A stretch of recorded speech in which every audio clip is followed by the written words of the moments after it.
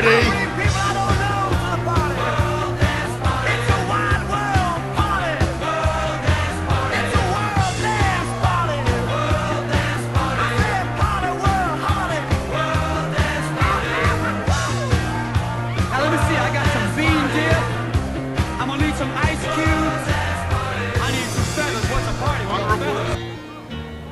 Antigua of Lawrence, and I'm here to tell you not to pick up Places. the Patriot.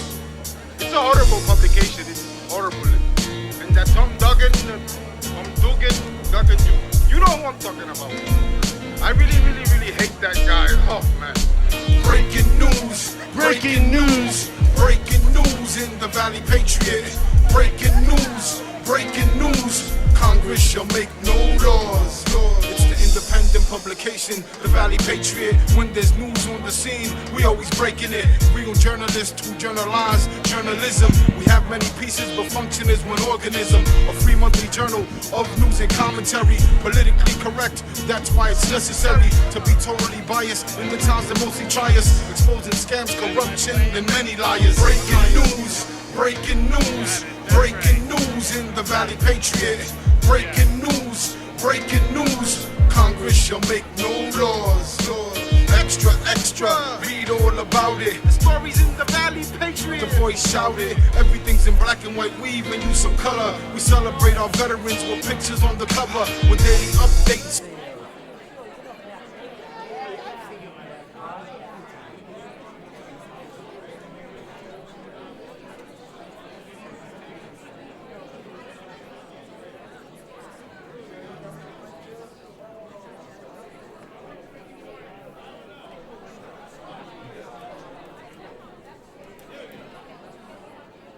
The following program is closed captioned for the thinking impaired. By tomorrow, I will rule the world! You think he's gone? He's not gone. That's the whole point. He's never gone. Is this some radical new therapy? You see? To start, press any key. Where's the any key? Welcome. You've got mail.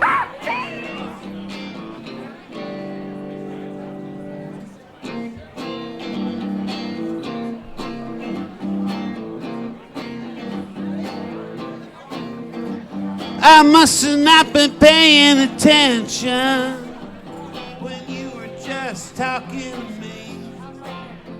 Do you think that you should repeat the question and I listen more attentively?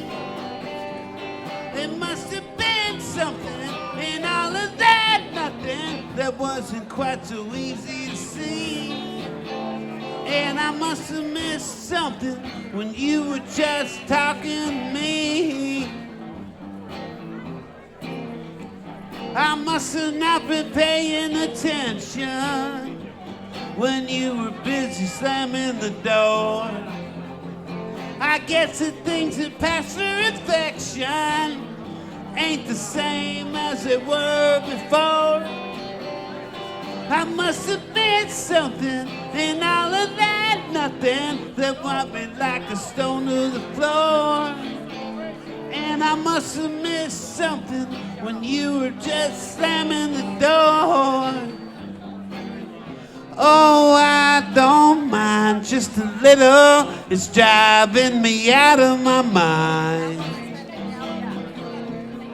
Could you spare me the riddle and hand me a bottle of something that's hollow I can climb inside? It's a Lifetime movie of the week starring you and I. Ba ba ba ba.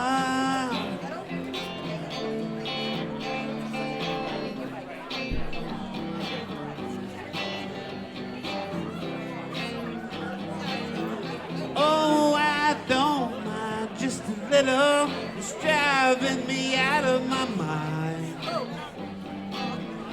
Ah, could you spare me the riddle and hand me a bottle of something that's hollow I can climb inside? It's a Lifetime movie of the week starring you and I must have not been paying attention when you were just talking to me. Do you didn't think that you could repeat the question. And I listened more attentively. Oh no, there must have been something in all of that nothing that wasn't quite so easy to see. And I must have missed something when you were just talking. I saw your lips moving, but my head was out walking. I must have missed something when you were just talking to me. Ladies and gentlemen, Melbourne Taylor, give it up. Well, I must have missed something when you were just talking. I must have missed something when you were just talking. I must have missed something when you were just talking. I must have missed something when you were just talking.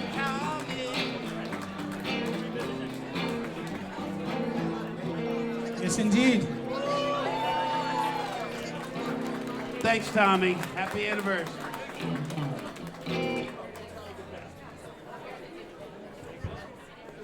All right, we'd like to welcome everybody here to the 22 ValleyPatriot Anniversary Bash. And given how much we have to get done tonight, we have two masters of ceremony. So let me turn the microphones over to our main MC for the evening from Prime Insurance Services, Doug Mercurio. Good evening, everybody. Hi, so I promise we will move this along quicker than we did last year. Anybody who was here last year probably is still here from last year. Hi. So I'm Doug Mercurio. I'm one of the MCs for tonight. It's my second year. I returned after last year. Angel's taking pictures of me, and you can see all of my chins. So we're going to be having, in addition to myself, we have Intern Girl, who's going to be, take a bow, Intern Girl. Intern Girl will be assisting in the MC duties because there's a lot going on. I want to thank everybody who's donated their services. Guys, can we please listen up so we can thank these guys who have donated their time and their services? First of all, the stage, John Savastano. The venue, donated by the Lawrence Elks Club. Thank you for Lawrence Elks. The entertainment, in addition to Melbourne himself, we have Rick Belanti from Bel Air Music Productions. And then how about that dinner? You guys enjoying the dinner? Salvatore's, again, donated the dinner. All of this is compliments of Salvatore's. Where's Michael? I saw him earlier. There he is. Thank you very much. Make sure when you are going out to eat and you're willing to pay for it, you go to Salvatore's. The awards, Henry's Jewelers and Awards. These programs that I'm cheating and reading out of, Bob Westcott from Copy Labs, yet again. Photography, Angel Garcia, and video Confilm. So thank you for all of the people who donated their services for tonight's event. We will do sponsors in a little bit. There are a lot of sponsors. But I was just talking with Laurie, and we have our total money raised this year. Anybody have any guesses? Go ahead. Throw out some numbers. $91,020. Last year was what? Last year was 68,000. Last year they set a record at 68. We added Andover, and now we're at 95. I'm not saying we did it all, Tommy, but no, everybody's broken record after record after record. These scholarships are huge this year. They're also the proceeds from the raffle. Raffle tickets are available, $20 per book, and it's all the proceeds are going to the Methuen Youth Center. There's a 50-50 raffle. Obviously, you win 50%, and Tom didn't fill in who's getting the other 50, but it's going to somebody. We'll figure it out. So now we're going to start with our first presentation. So I'd like Randy Carter, Yanitza Mendez, Francesco Urena, Tim Sheehy, Hoppy Curran, Dave LaCroix, and our honorary veteran, Mark LaPlante, DJ Beauregard, and any Methuen officials, please come to the front. So far, we've got Francisco. Thank you. Everybody else, come on. Here we go.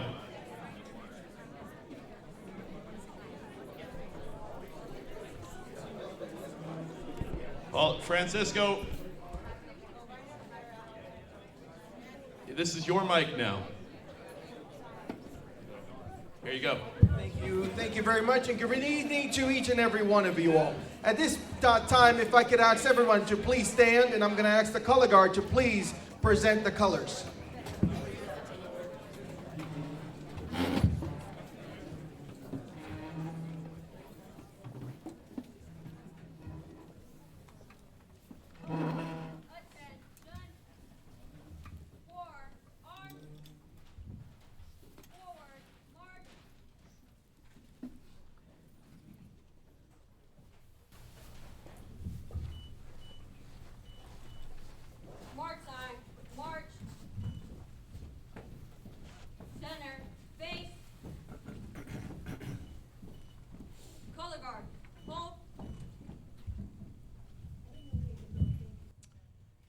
I'm going to ask Ed Hubbykarn, a veteran here who has done so many for this community, to please lead us in the Pledge of Allegiance. Pledge of Allegiance. To the flag of the United States of America, to the republic which stands one nation under God, indivisible, with liberty and justice for all. Please remain standing and please remain in the same posture. I'm going to ask the JROTC to please remain here until we recognize our Gold Star families today. Let me ask if we have any veterans here in the audience to please raise their hands. Let's give these men and women a great round of applause for their service to our country.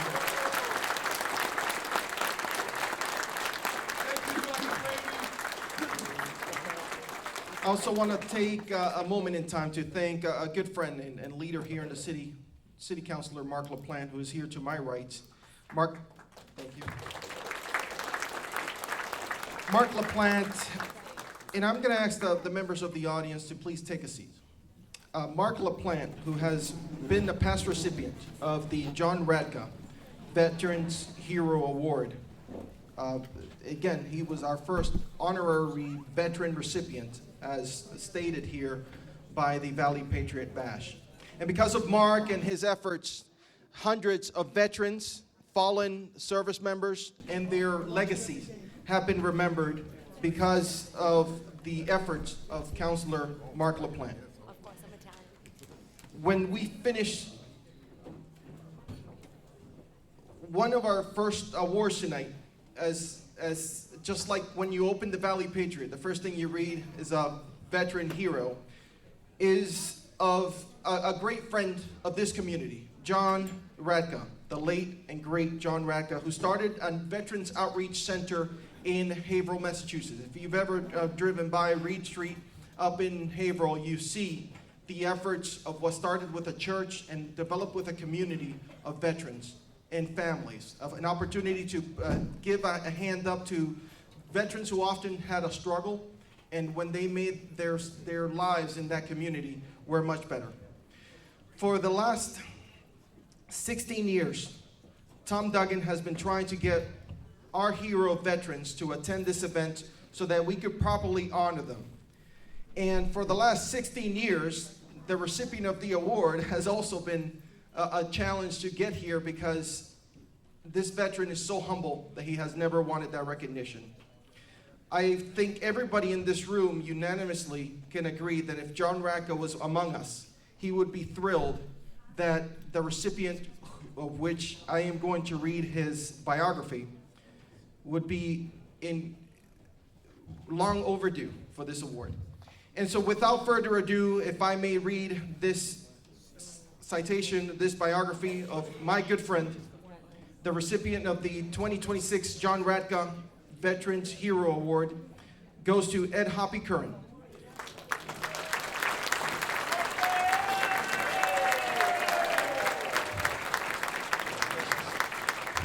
Ed Hoppy Curran is a dedicated veteran, community leader, and musician whose life has been defined by his service to our country and his lifelong commitment to his fellow veterans. A native of Lawrence and now residing in Methuen, Massachusetts, Hoppy Curran's journey from the battlefields of Southeast Asia to his roles as a prominent veteran advocate serves as a testament to his resilience and his power of veterans helping veterans. Hoppy's formative years were marked by his service in the United States Army during the height of the Vietnam War, serving with the 4th Infantry Division, famed the Ivy Division. He was stationed in Central Highlands. He saw intense combat during the 1968 Tet Offensive, a pivotal and grueling period of conflict. Like many of his generation, Hoppy Curran returned to his hometown of Lawrence into a country divided, but carried with him a profound sense of duty towards those who served alongside of those, especially those who not made it back. Upon returning back to civilian life, Hoppy dedicated his professional career to navigating the complexities of veteran benefits and supporting systems. He served for many years as the Veteran Service Director to the city of Methuen, Massachusetts. In his roles, he became a lifeline for local veterans, veteran families, helping them access healthcare, housing, and the honors they have earned. His tenure was characterized by no veteran left behind, in a philosophy earning him a reputation of compassionate and tireless advocate across the Merrimack Valley. Perhaps his most enduring legacy in his work as the Lawrence Vietnam veterans come as the Vietnam Veterans Memorial Committee. Hoppy was a driving and continues to be a driving force of creating and maintaining that memorial at Bellevue Cemetery, which honors the Lawrence 18 and several others who have been added to as their names to that legacy of that wall. From his hometown to those who were killed in action, and throughout the organized parades, vigils, memorial dances, Ed has provided outreach and has ensured that the sacrifice of the Vietnam and Vietnam-era veterans remain a permanent part of this community and the collective memory of those around us. Beyond his work as veteran service officers and commemorative work, Hoppy found a unique outlet for the moral injuries of war throughout songwriting. Along with fellow veterans, Eddie Murphy, he has formed Helping Healing Process Band throughout the origins of songs and Vietnam Memorial Wall and the experience of soldiers in later conflicts like Afghanistan, my generation in Iraq. Hoppy has used music as a bridge to help different generations and the process of their trauma.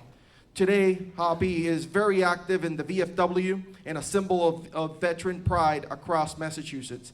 Ladies and gentlemen, without further ado, my good friend and the 2026 recipient of the ValleyPatriot Hero Award, Ed Hoppy Curran.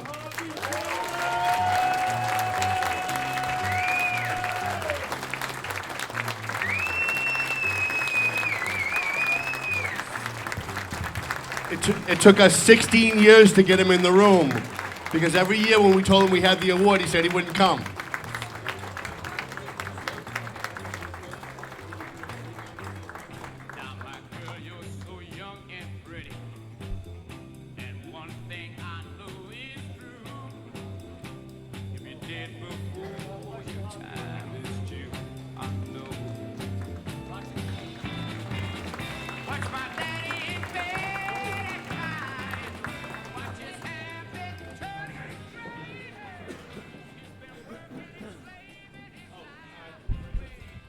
Thank you very much. I was very, very surprised for this award. I'm very, very humbled. Tomorrow, March 29th is Vietnam Veterans Day. It's national holiday. And I couldn't be more prouder than receiving this award on behalf of my fellow Vietnam veterans, those that served and those that lost their lives. And this is to all veterans and everybody that helped me along the way. God bless you.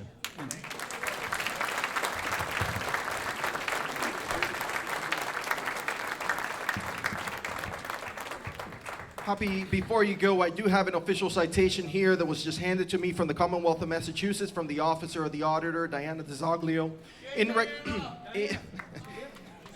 In recognition of receiving the John Radka Hero Veterans Award at the Valley Patriots 22nd Anniversary Bash. Thank you for your heroic service to our nation. Signed, the Auditor of the Commonwealth, Diana DiZoglio.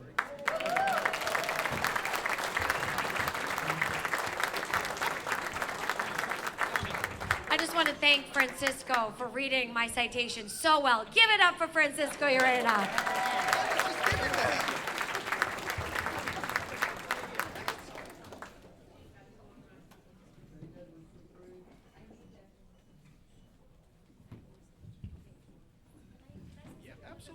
Before you talk. Well, I just want to say, stay up here for a second. This man my name's Diana DiZoglio, everyone. I'm your state auditor. And I wanted to say, first and foremost, thanks to Tom Duggan and everybody at the Valley Patriot for their amazing investments in our community, raising scholarships for children all across the Lawrence, Methuen, Haverhill area. You really care about these kids, Tom, and we really appreciate you investing in our communities. But Ed, regarding this award, look, when I was a new state representative and I was meeting many of you for the first time and knocking on your doors and asking you to support me, I was also asking you to educate me about the needs of our communities. And I was like 26 or 27 when I was running around. And I remember Ed Hoppy Curran pulling me aside and talking to me about the importance of our veterans and about the importance of caring for those who have served our country and made sure that we have the freedoms that we have today, and made sure that kids like me who grew up in this area as little girls wondering what we were going to be able to do with our lives, that men like Ed Hoppy Curran are the reason, men and women like Ed Hoppy Curran are the reason why we have the freedom to do things like run for office, become police officers and firefighters and teachers and nurses and educators and whoever else here. We have our rights today because of people like Ed and all the other veterans, but I just want to say thank you, Ed, because you were one of the first to educate a kid like me, and I will never forget that kindness, so congratulations.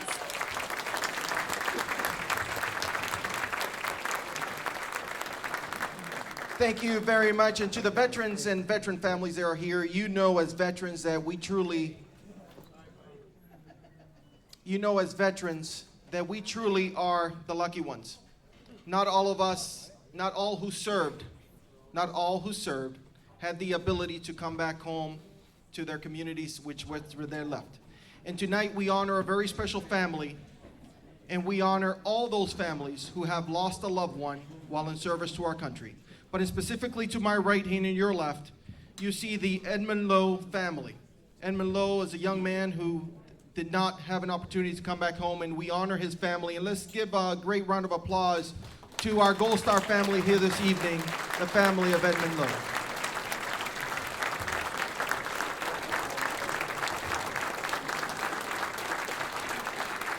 And so can Carrie Whalen and Dave LaCroix please come up? And as the very first item is the recognition of this check for $4,600 for the Edmund Lowe Fund, Scholarship Fund, in memory of this great veteran, again, to honor his life and his sacrifice.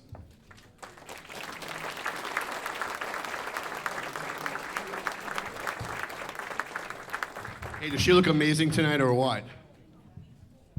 That was funny. Everyone, thank you for being here tonight. I just want to thank you all for being here, and it's such an honor for me to be able to be a part of honoring this family. I feel extremely fortunate to be able to support this organization, which is great, and obviously the ultimate sacrifice. It's just a blessing to be able to support these folks every year. Thank you.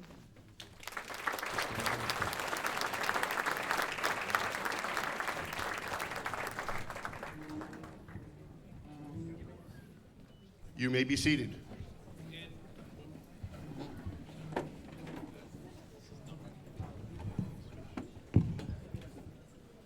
All right, 1 second. Cadets, you may post the colors.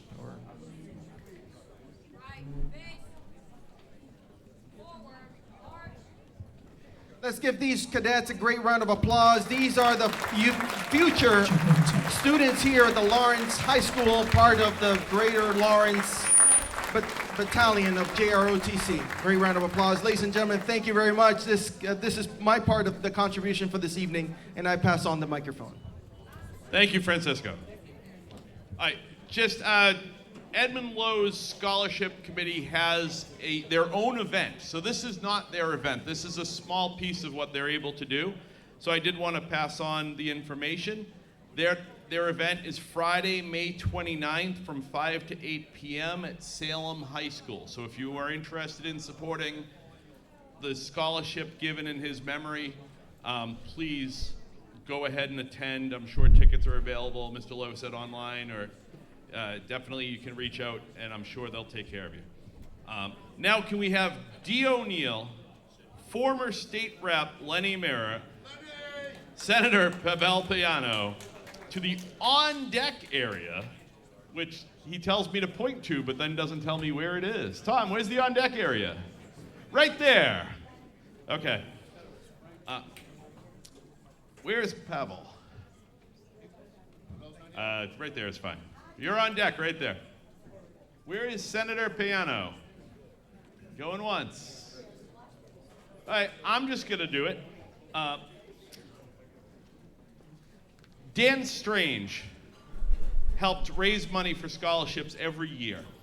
And when Dan passed away in 2019, they decided to rename the scholarship in his honor. He was the former president of the New England PBA, who used to love us, but doesn't come anymore, so we carry on Dan's name without them.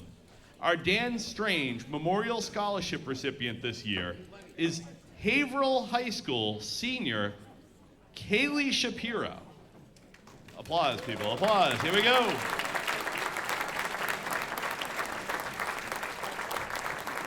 Kaylee plans on carrying Dan's legacy forward while traveling her journey to become a medical specialist. She carries a GPA of 3.8 plus, she doesn't want to brag, and is routinely on the honor roll with high or highest honors.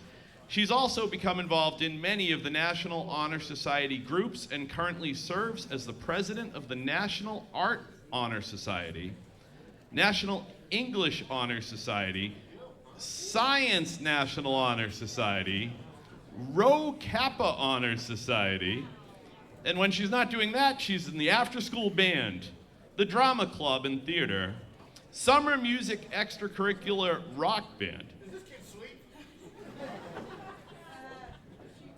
I mean, most of us make it through the day without a nap, Tommy. Kaylee also enjoys volunteering both at school and the library within the art and drama departments. She's passionate about the sciences, and she was really eager to carry on the legacy of Dan Strange to help people. For these reasons, and so many more, the ValleyPatriot family would like to present you with this check in the amount of, show me the check, $10,315.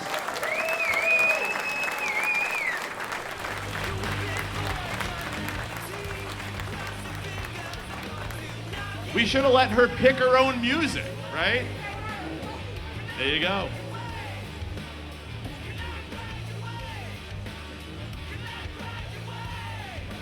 Intern girl. Can you read some of the sponsors, please? Is this fine? Hi, everyone. Good evening. We want to thank our big donors. We have Mike Gagliardi. Is that correct? President of the Laborers Union Local 175, who donated a combined total of $5,500 between scholarships, donations, and sponsorships. Round of applause for that. Thank you. Thank you to my favorite midget. He's awful. I hate it. Also, big thank you to Saka and Tamara Shafiq of AFC Urgent Care. They donated $4,000. Thank you for that. Capitol Grill, I believe is Burlington? Burlington, Capitol Yes. Grill Burlington. It's not here. No. Capitol Grill Burlington, a raffle total of $3,350 Thank came you, off Capitol that Grill. raffle. We got Carrie Whalen of Friends Acres for $3,000. We also have Cody Towing for $3,000. Shout out to the Cody family. We have Team Methuen for raising $2,280 holding a bingo night. Also, part of that, the Team Methuen is Patricia Valley, Alejandro Baez, Nayli Soto, and David Valley.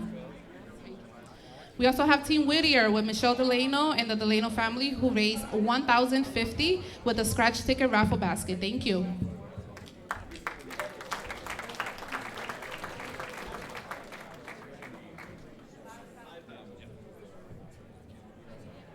All right, so now the next scholarship, which of course I named after my own company because why not, right? The Prime Insurance Scholarship, I'm asking the Andover recipients if they could join us, as well as Diana, which I saw her somewhere earlier. Diana DeZoglio, if you could join us. Tommy Duggan, plus the Andover students and families, if you can join us in what is now the On Deck Circle.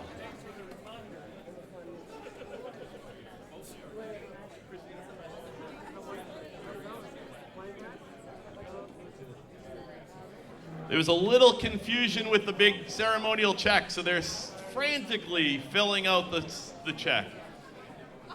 All right, so while they're doing that, I just want to thank all the supporters this year. First year, we just started this about a month and a half ago, and we reached out to some people. Very generous support from the Andover Rotary Club.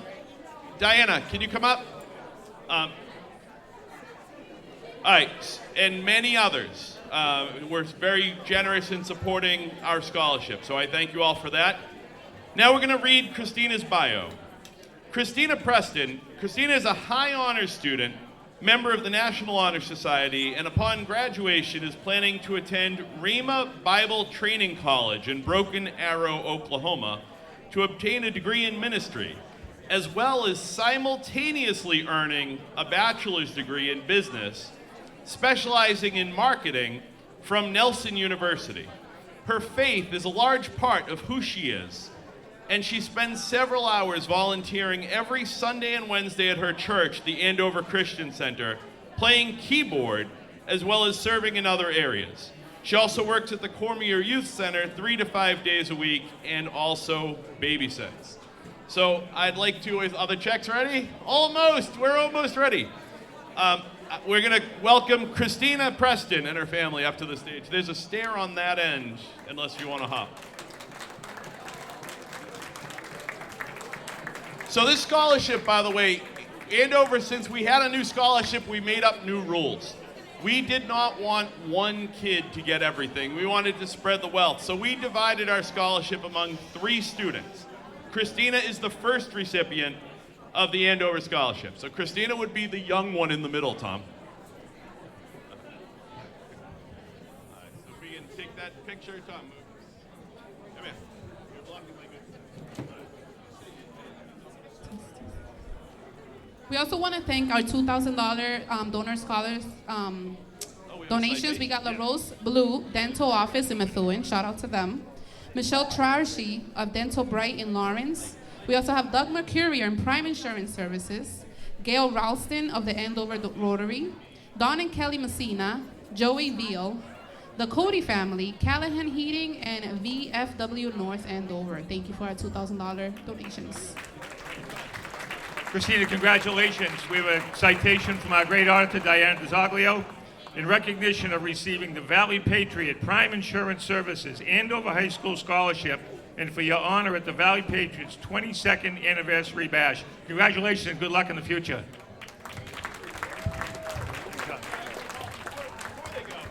So, first of all, how old are you, Christina? You're 18. I've wanted a citation my entire life, and you already have one at 18. So here's the thing. When I was making fundraising phone calls, Christina, we filled the scholarships in buckets. Christina's bucket filled pretty quickly. When you see her bio and you see all she does, it's no surprise.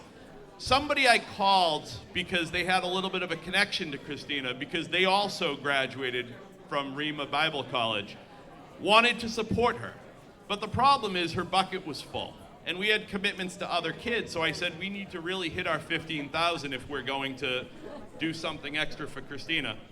But Pastor Josh Roberts is a client and friend of mine. And Pastor Roberts wanted to give an additional $1,000 to Christina, and he wishes he could be here, but Josh said he wants you all to know that he's rooting for you. So.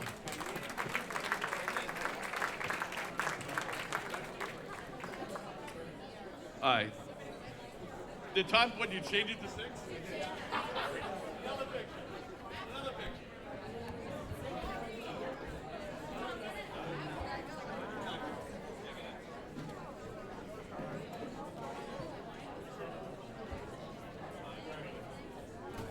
Okay, thank you. So now once we filled Christina's bucket, we said we needed to find another kid who's equally as deserving. Fortunately, we found Jonah Ruisi. Jonah is an aspiring engineer, an Eagle Scout, an avid fisherman, skier, and passionate baseball fan. At Andover High, he's the captain of the ski team in the winter and performs in musicals during the fall.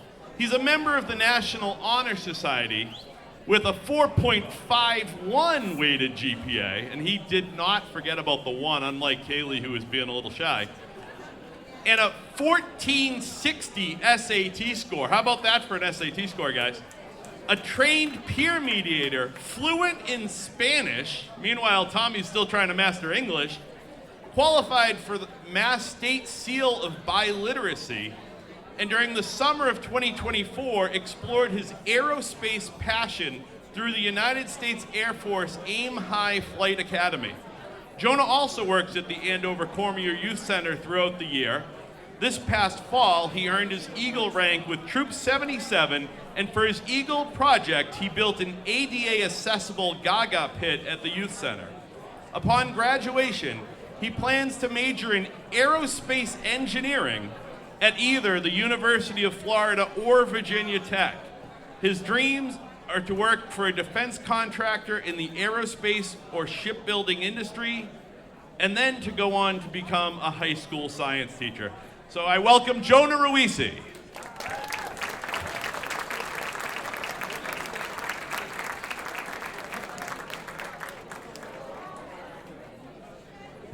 Another 18-year-old with a citation. And I would imagine it is the same citation, except you're the second recipient of the Andover Scholarship. So thank you, Jonah. Congratulations. And then, by the way, since we filled Jonah's bucket, we also had one more. And Meredith Cummings was unable to be here. Like everybody else, she's a member of the National Honor Society, the Tri-M Music Honor Society. She's going to major in pre-pharmacy and minor in music.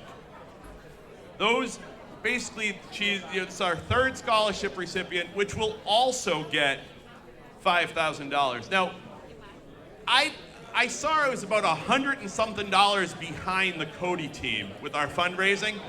So, anybody here Red Sox fans? All right, I have 4 tickets to opening day, right field box 97, row BB. So like 12 rows from the field, right where the grounds crew comes out. I will accept, you put them to auction. I think the face value on them is somewhere around $450 for all 4 tickets. Do I hear $300 to start?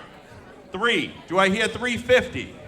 $350. Do I hear $400? All these the proceeds are going to the Andover scholarships. Do I hear $400? $500. $500 to the lady in the back. Do I hear $550? Opening day, guys. 4 tickets to opening day. Do I hear $550? Did I hear 7? I thought I heard 7. Do we have more than $550? $550. What do we got? Going once, going twice, $550. Well, sold. So you can Venmo the money to Tom. It's on the tables, have a little QR code, Venmo the money to Tom, and just say it's for the Andover Scholarship. I think that at least temporarily put us ahead of the Cody people, but I think they're going to come back.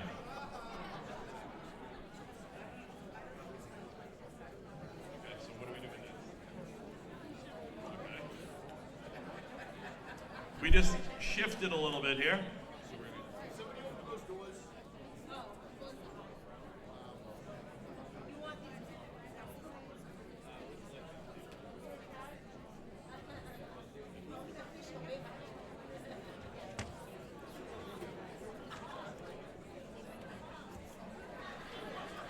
All right.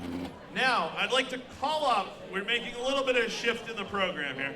If I can call up Michael Gorman, the Can family, Lawrence Fire Chief Delaney, Brian Moriarty, Bob Westcott, once again Diana Zoglio, Mayor Beauregard, and any reps or officials from Methuen. If you could all come up, and if Michael can come to the stage.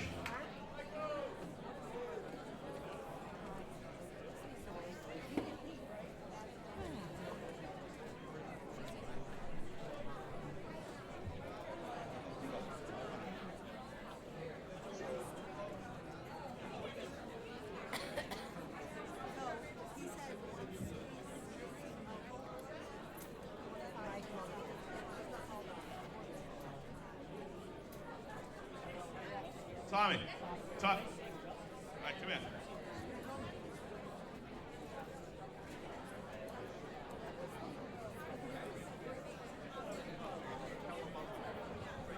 All right, so I'm gonna have Michael Gorman just give us a little background. This is the Frank Can Lifetime Achievement Award, and Michael Gorman is gonna just give us a little background about who Frank Can was.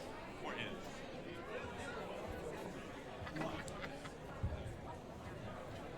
Welcome everybody. For you that don't know me, my name is Michael Gorman, founder and president of the Movement Family, also known as TMF. Where's my TMF members over there? I got them back there.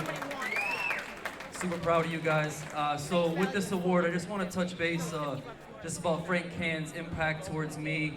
For anyone that knows about TMF, we started in 2011 when I was 18 years old. And we couldn't have been any more grassroots for those first 10 years. In 2021, after I spoke, Frank Can pulled me aside and he said, "What are your 3 goals with TMF?" And one of those 3 goals was to make it into a nonprofit organization. And if anyone is familiar with 501c3 paperwork, it was a little intimidating, to say the least. And this man, Frank, sat me down, walked me through the entire process, and if it wasn't for Frank, we would not be a nonprofit organization, or maybe it would stall out for several more years. Frank also got us our first website, got us a P.O. box. He helped us start our 10-year anniversary for the program. So all in all, Frank Can, amazing person. He took me under his wing, mentored me with life, and I'm just super grateful to keep his name alive because he's done so much, not just for me, but so many people in the community. So thank you, everybody. I appreciate it. I know Tom Duggan is going to say a few words about Brian. So my plan was not to speak at all tonight until it was my time to speak. But before I say something about this award, I want to give the microphone to Sherry Can, who was Frank Can's wife. Tom, we just want to thank you so much every year for acknowledging Frank and the work that he did and continuing in his spirit of giving. Congratulations to all the recipients tonight, and thank you for all that you do for the community. Thank you, Justin, for coming. Where's my buddy Bob Westcott? Come on over, Bob. Might as well do it down here. We also have a Frank Can Lifetime Achievement Award for my buddy Bob Westcott. Can I have your attention for 1 second? Thanks. So Bob has been a member for decades of the Lawrence Exchange Club. He also was the owner of Copy Labs. Now I just want to give you a very brief introduction as to how I met Bob and why he's so special to this event. Hello? You can just kind of like keep it down just a little bit. So, Bob was a member of the Lawrence Exchange Club. They gave an award to a guy named Chet Seidel in 2005. I didn't really like Chet Seidel. So I wrote a story about how the Exchange Club needed to get their act together. If they were going to give awards to people, it should be the people who deserved it. Well, Bob wrote a 3-page letter about what a jerk I was and why I had no right to say this about such a great guy Guys, like listen Chet up, Seidel. please. Listen up. How I had no right to say such things about a great guy like Chet Seidel, and I published his letter every word. I had never met Bob, but about 6 months later, I was at an exchange event, and he came over to me and said, "You're that Tom Duggan guy." And I knew right away I was in trouble. And I said, "Yes." He said, "You're the guy that wrote that thing about Chet Seidel." And I instantly knew who it was. And I was kind of shaken. And he said to me, "That takes a lot of balls to publish every word that I wrote about you in your own newspaper, and I admire that." And he put his hand out, and he shook my hand. And we have been friends ever since. Bob Westcott has done so much for this community, whether it is the Field of Honor in North Andover, raising money for the Christensen Foundation for Abused Children, raising money for the homeless, through the Exchange Club, through the Rotary Club, through a million other clubs. He also, if you see those program books on your table, Bob does those for us for free every year. Every year. Those are not cheap.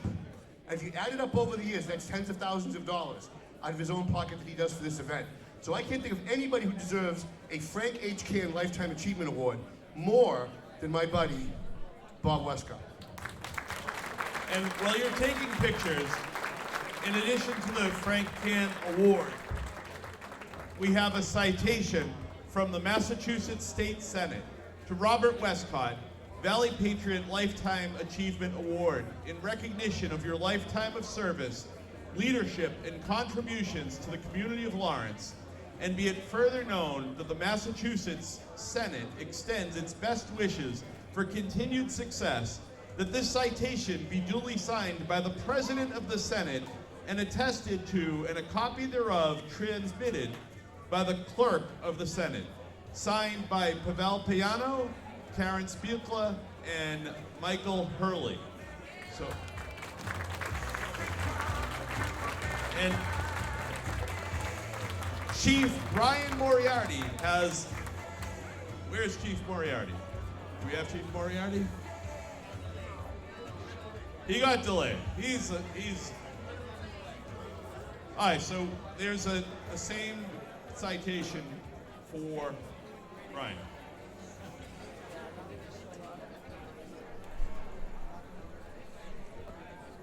Intern girl, if you want to read some. Everybody, Bob Westcott and Chief Moriarty. Did you want to say a word? Hold on. I had the great opportunity. Listen up, guys. To serve with Frank Can in the Exchange Club. Yeah, I know it. And he kind of taught us something all. He was very good at spotting needs and had a reputation, obviously, and people would tell him about people with needs. And once he got a hold of it, we couldn't do anything for them quick enough. And he would spur us to immediate action, get that check out right away, whatever it was. You know, we're in a room that is the probably least likely place where you'll find anyone that would steal anything. We're all givers. And Frank was one of the great givers. It's something, God, if you have to die young, die with that reputation. It's just, it was sad for everyone in the club when he left. And I can remember him still attending board meetings by Zoom. But you couldn't leave with a better legacy. And I am so proud to have any connection whatsoever to Frank Can. I'll leave you with a thought. I'm almost 82. I've been in Exchange for 46 years. And pretty soon I'll be part of the inner group. I don't know when that will happen.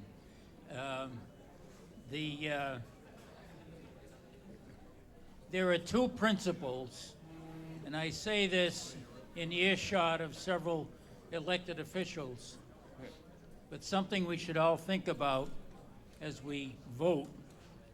There are two principles that clearly define good government. Only two. There's millions of words. There's 1,000 excuses. But there's only two principles. Thou shalt not steal, and equal application of the laws. Amen. And we would have good government if that were the case.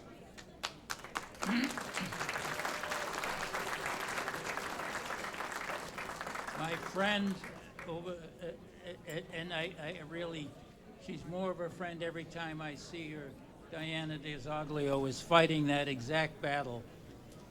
Thou shalt not steal, an equal application of the laws.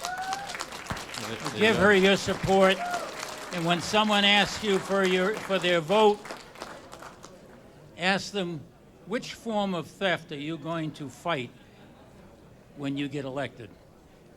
God bless, and thank you. Thank you, Bob.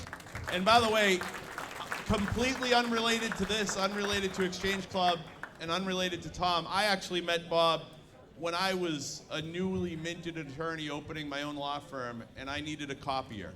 And I dealt with Bob for years. He was a pleasure to deal with. He was a stand-up man. And I will say, based on him being 82, I am significantly less threatened that he got a citation from the Senate than I am with the 18-year-old. Intern girl. Intern girl's gonna read off a few of the sponsors, and then we're gonna get to the Scott Clegg Awards. We have the John Rackhout Memorial Scholarship Funds for $1,500. We also have Hero Korean War vet Eugene Smith for $1,400, and Lenny Mira, who's, I think where's Lenny?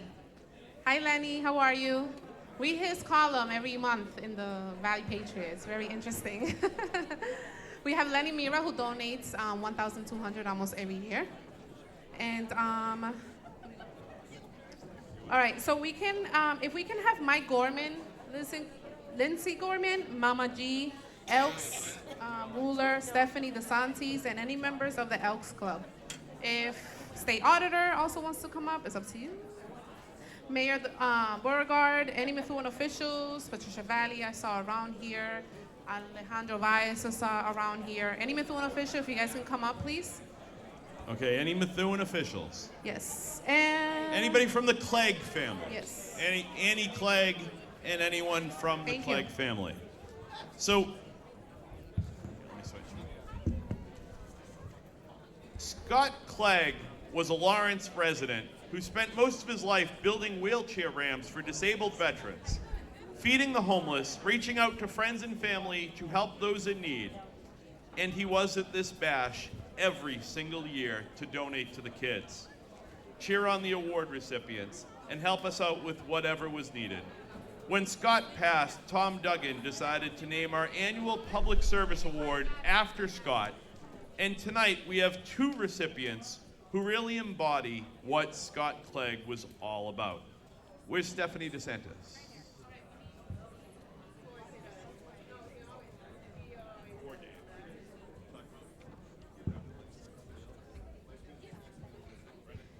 Sure, I'll be honoring Ray McLean.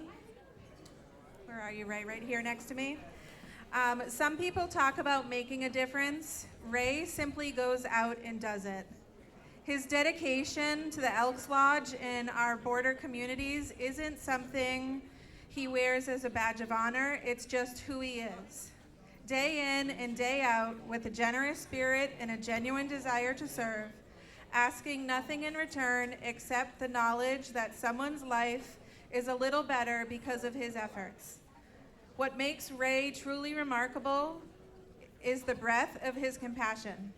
Whether he is organizing support for veterans who have sacrificed so much for our country, extending a helping hand to those who are experiencing homelessness, or strengthening the fabric of our community around him. Ray meets every person with dignity and kindness. He never sees a burden, only an opportunity to help. Ray's work ethic is matched only by his heart. He gives time, energy, and his own comfort to ensure that others are cared for. Those who have worked alongside him know he leads not by words, but by example, quietly inspiring everyone around him to be a little more generous and a little more present and a little more human. It is my privilege to call Ray a friend, and it is only fitting that his timeless commitment be recognized here today. This award reflects what so many of us have known for a long time, that Ray is exactly the kind of person who makes a community worth belonging to. Congratulations, Ray.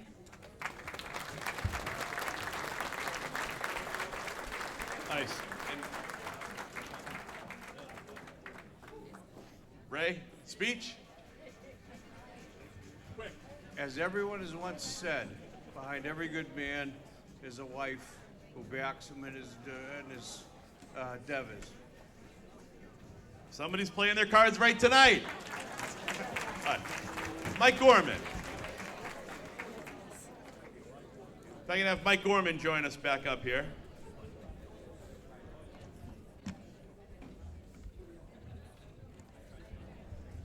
All right, so tonight I have the honor of recognizing someone who truly embodies what it means to give from the heart.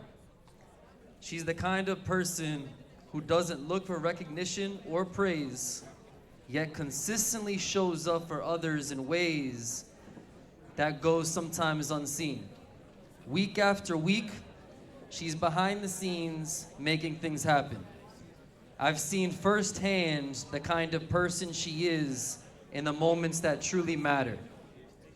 Like the time a gentleman who had been stabbed multiple times made his way to the bus station on a Wednesday night because he knew she would be there early since she's typically the first car inside the bus station.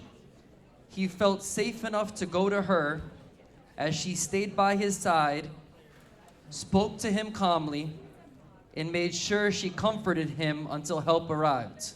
That's just who she is.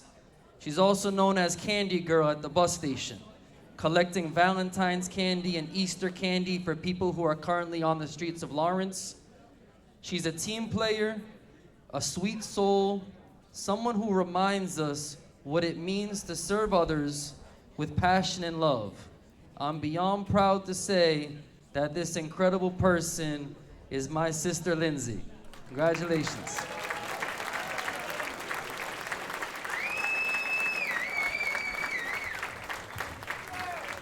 And by the way, we broke another record tonight.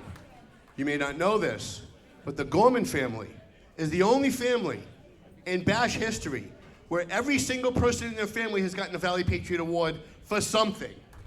Michael, Nancy, Lindsay, Michael's dad, they've all gotten an award for something. And I think that says something about what kind of people these are. In addition to the award, Lindsay has a citation from the Massachusetts Senate.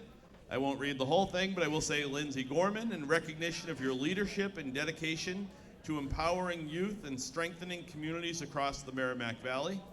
So that's for you. I hope you have another hand, because we also have a citation from the state auditor. Diana, next time you see me, I want a damn citation.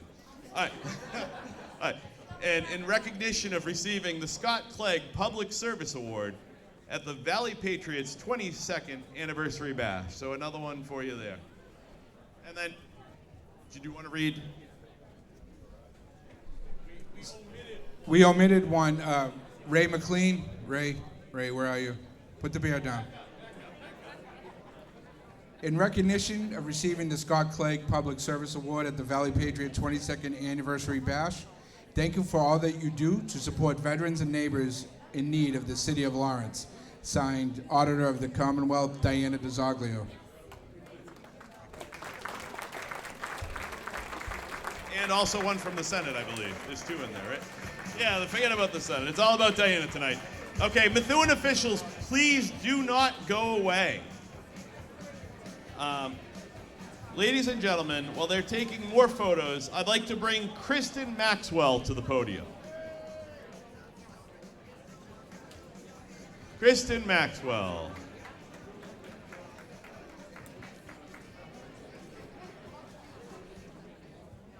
I know I saw Kristen.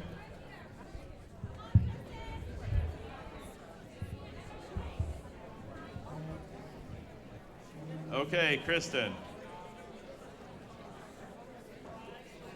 You know why you're here? Good. Okay. So I was asked to present. Guys, listen up, please. Where's Patricia? Who am I looking for? Patricia Valley. Patricia Valley, please come up. Patricia Valley.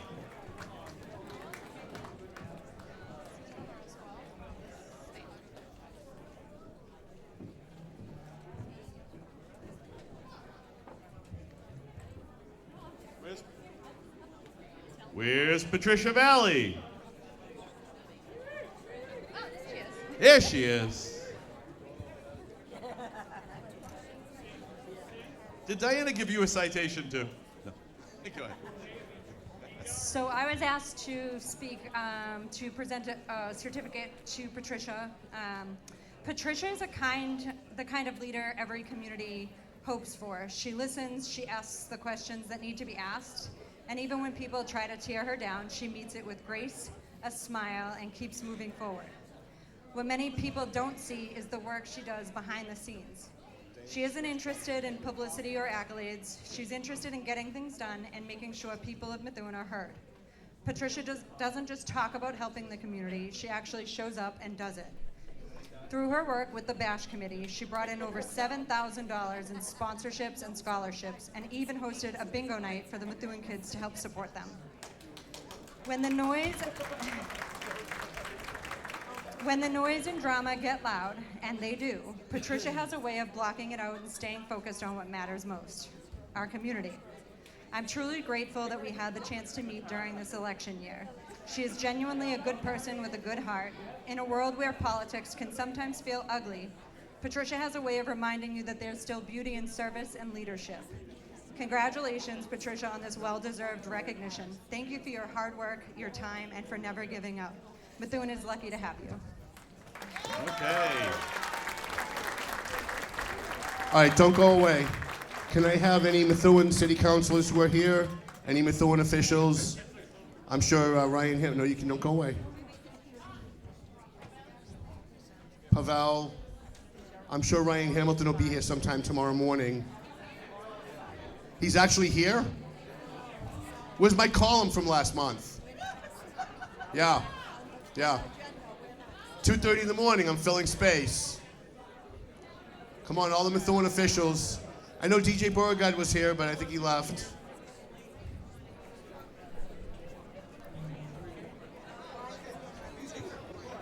Wow, how about that? Look at that, the future Mrs. Duggan made it tonight.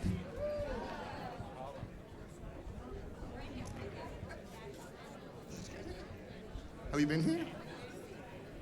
Now, Diana DeZoglio was supposed to do this next one. Can I have the next award, please? Maria, can I have the next award? You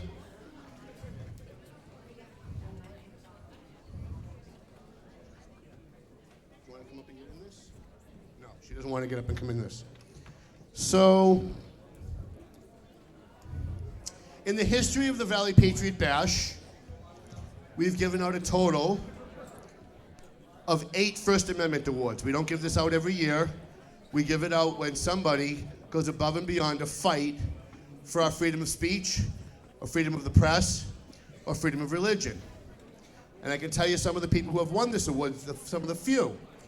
Former State Auditor Suzanne Bump, former State Senator, Democrat by the way, former State Senator Katie Ives, Turtle Boy, who was here for our 2016 Valley Patriot Bash, broadcaster Tim Coco, Lenny Mira. Is Lenny Mira here?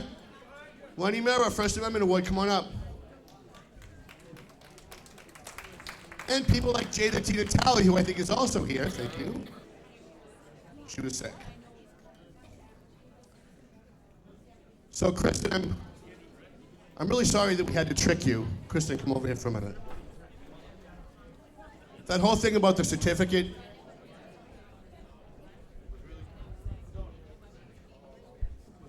was really just a trick to get you up here.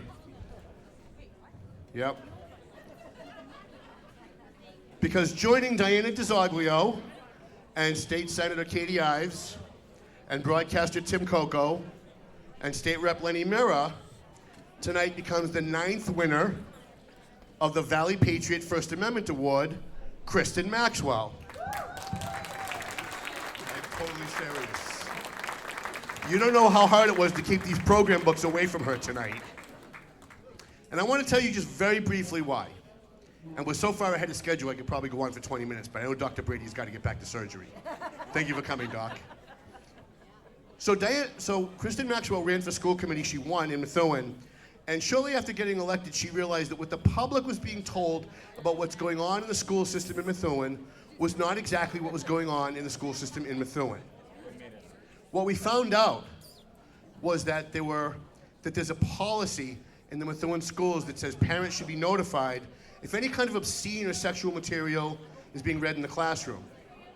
But they added a little political doublespeak into that policy that said only if it's at the totality of the material.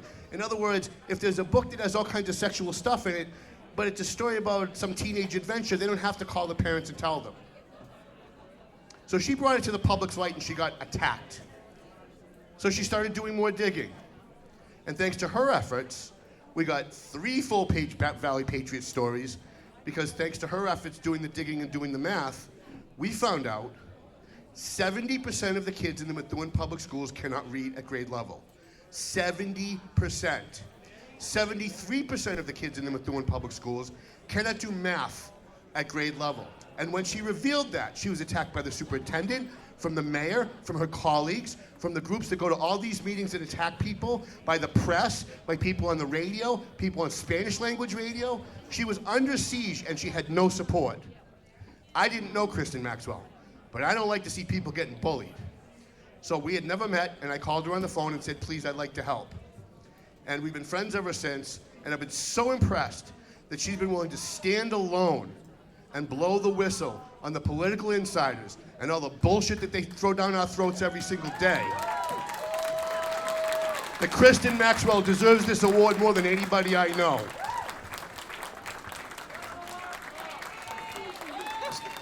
Still feel alone?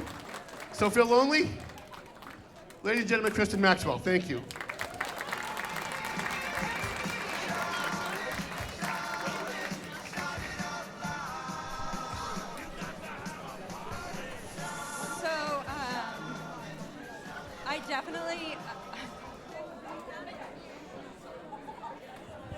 So obviously this is an honor. I thought Tom might try and sneak something in to recognize me, but I definitely didn't think it would be this. First, I just want to say thank you to Tom. Thank you for believing in me. Thank you for standing by me. Thank you for giving me the courage and the voice to just be myself and have a voice. I really appreciate you. For as long as I can remember, I've always been a say it like it is type of person. It's my best quality, but also my biggest challenge. I don't know, I don't really feel deserving of this, but I am truly, truly honored. This recognition means a lot, and not just for me, it really, sorry. It reminds us how important it is to speak up and ask questions and say things and stand up for what we believe in. And for me, that's the kids. Always has been, always will be. I'll continue to show up. I'll continue to speak up. I'll continue to fight. And hey, Michael. Let's go Methuen. I hope you enjoy the rest of your night. Thank you.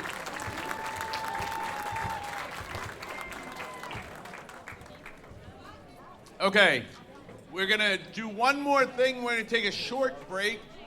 I'm gonna introduce Michael Gorman.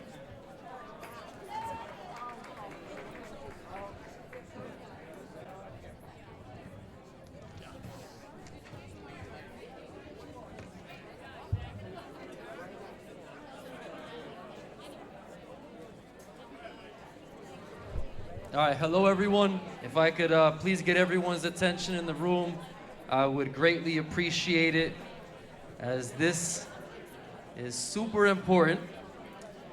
Let me take both. So for anyone that does not know me, I introduced myself earlier. Michael Gorman, founder of TMF, the Movement Family. It's my honor to welcome you to the biggest fundraising event in the Merrimack Valley, where thousands of dollars are raised for kids. And the man responsible for making this happen is Tom Duggan.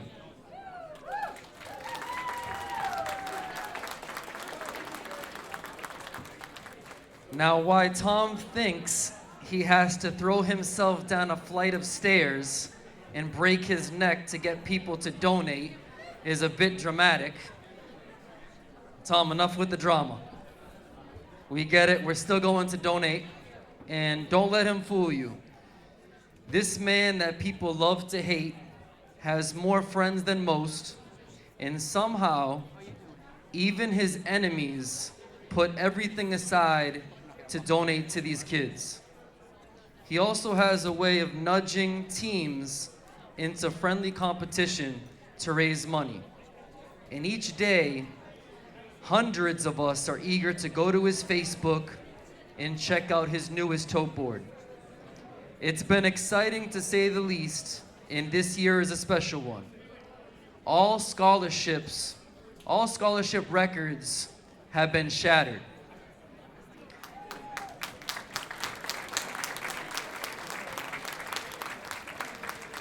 Tom just doesn't raise funds.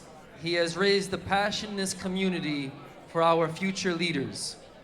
His leadership has fostered this community into action, and as you will see tonight, the numbers don't lie. Tom's tireless work behind the scenes has secured to invest in the future of these kids to ensure a legacy of learning. His effort has turned obstacles into opportunities for these students. Now please help me in welcoming a true champion, Tom Duggan.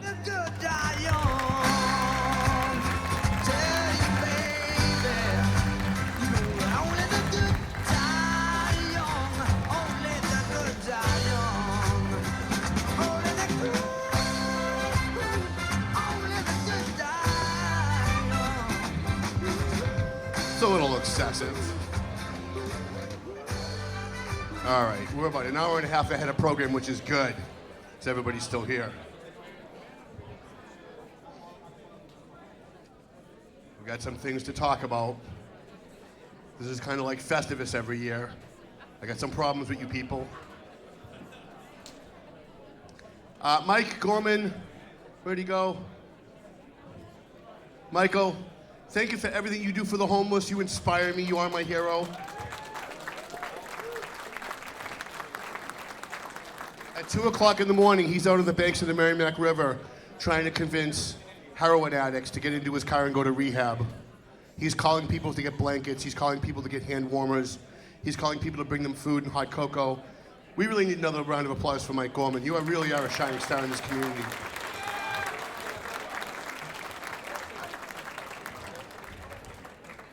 My mom is here, Uncle Frankie's here. It's amazing after what they put up with raising me that they're still around. I would have thought by the time I hit 16 that was really kind of the end of them, but they're still here, and God bless both of you. I love you, and I'm glad you're still here. And they're doing so good. My nephew DJ is here, who is the best looking member of our family. Used to be your dad, now it's you. He's kind of lost a little bit once he hit 60. Nancy Gorman, thank you for saving my life, and thank you for everything you do for TMF and for the Valley Patriot. Where is she? Nancy Gorman. She's hiding. She doesn't want the recognition. There she is. My team, the Valley Patriot Bash Committee. Look around this room and look at all the checks we're giving out and all the awards we're giving out to all of the really deserving people in the community. And that's because I have a team this year of 26 people who didn't just set up this room, but they made phone calls for scholarships. They ran around picking up checks. They ran around picking up raffle items. They did everything they could to make this event what it is tonight. And so thank you to my team, the Valley Patriot Bash Committee. All of you, thank you. It's kind of like getting married the second time. You realize what it's like having somebody treat you right after the last bash committee. Right, guys? Doug Mercurio and intern girl, thank you for being our co-MCs tonight. And thank you, Doug, for really being such an intricate, in 1 year, you've become such an intricate part of this program. I never could have imagined that one guy could come in, swoop in, and do so much for us. Thank you, Doug. How's my Cody team doing over there? You guys are ferocious. You guys are I'm still getting scholarship donations on my phone while we're sitting here. It's unbelievable what you people do. 4 tables, by the way, the Cody team. Zaka and Tamara from AFC Urgent Care. Where are they? We're just sitting right here. We'll give them a round of applause. You probably went to the bathroom. I know they're here for the after party, so they didn't leave. They're after party people, trust me. All of our big donors, Mike Gagliardi, AFC Urgent Care, the Cody family, all of our big donors, Don and Emily Messina. It's really great that we have people who donate big amounts. But if I added up all of the big donors and subtracted that from our results, it's not really a lot.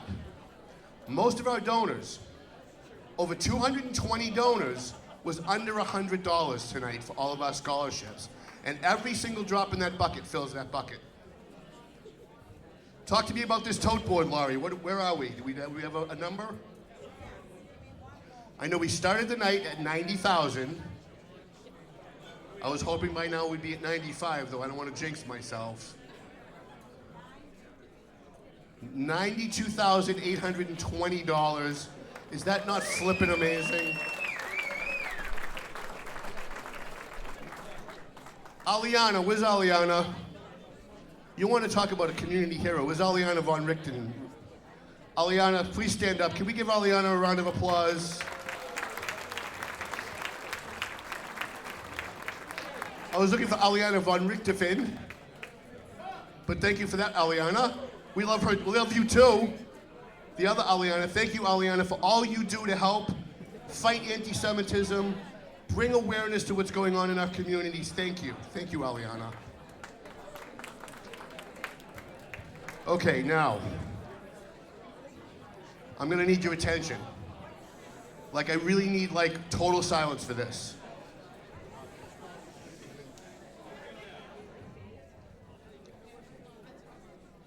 Now, normally, hey, Santiago made it. Now, normally, I come up here in the middle of the program, and usually it's an hour and a half later than it is tonight. We really fine-tuned it this year. Thank you, Doug. Normally, I come up here, I do the First Amendment Award, and then I give my little talk. But while I was putting together this program tonight, I realized that instead of giving my usual advice to the kids that are going off to college, not to listen to their professors about what a racist country America is, kind of do that every year because the kids change, so they need to hear that message. Instead, I wanted to do something a little different. I want to kind of veer off a little. Because I realized something while I was putting this program together, and what I realized was that what's happened in this room so far, and what is about to happen for the rest of the night, is the edge of a ripple. I know that sounds very corny. But that ripple expands and moves out like an ocean wave, and it affects everything that it touches. Now, again, I know that sounds corny, but I really want you to think about this for a minute. Many of you know that in late August of 2023, I was rushed to the hospital at Lawrence General Hospital, and for a long time, things were not going well. In fact, I didn't realize how not very well things were going because I was in a coma for 11 days. And that led to a pretty lengthy hospital stay. And when the day came that the nurse told me that I was leaving Lawrence General to go to rehab, an oncologist showed up in my room. And I thought, now I'm getting ready to go and get better. And they said that they had found cancer in my upper right lung. And I cannot tell you how devastating that is. In fact, I don't have to because many of the people in this room have dealt with that. I know that you are because I know who you are. When I was thinking about what I wanted to say tonight, and I started thinking about the fact that Lawrence General Hospital was going to be here tonight, it became really crystal clear on what I needed to say. Because this room tonight, in this room, there are a lot of important people. We had a state auditor, 2 state senators, 3 state representatives, about 15 city councilors. We had the mayor of Methuen, a lot of business leaders. But among our most important guests here tonight, I have to tell you, are the doctors and the medical professionals who saved my life, and the nurses and the staff and the technicians and the secretaries and the admin people who nursed me back to health and had to put up with my shit along the way.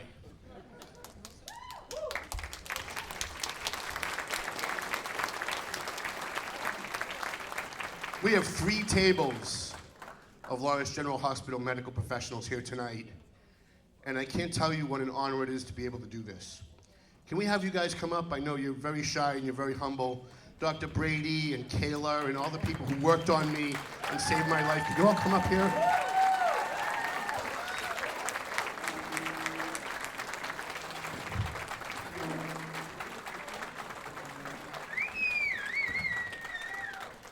I'm going to try and do this without crying, but I don't think I'm going to succeed. Why don't you guys come on up right here?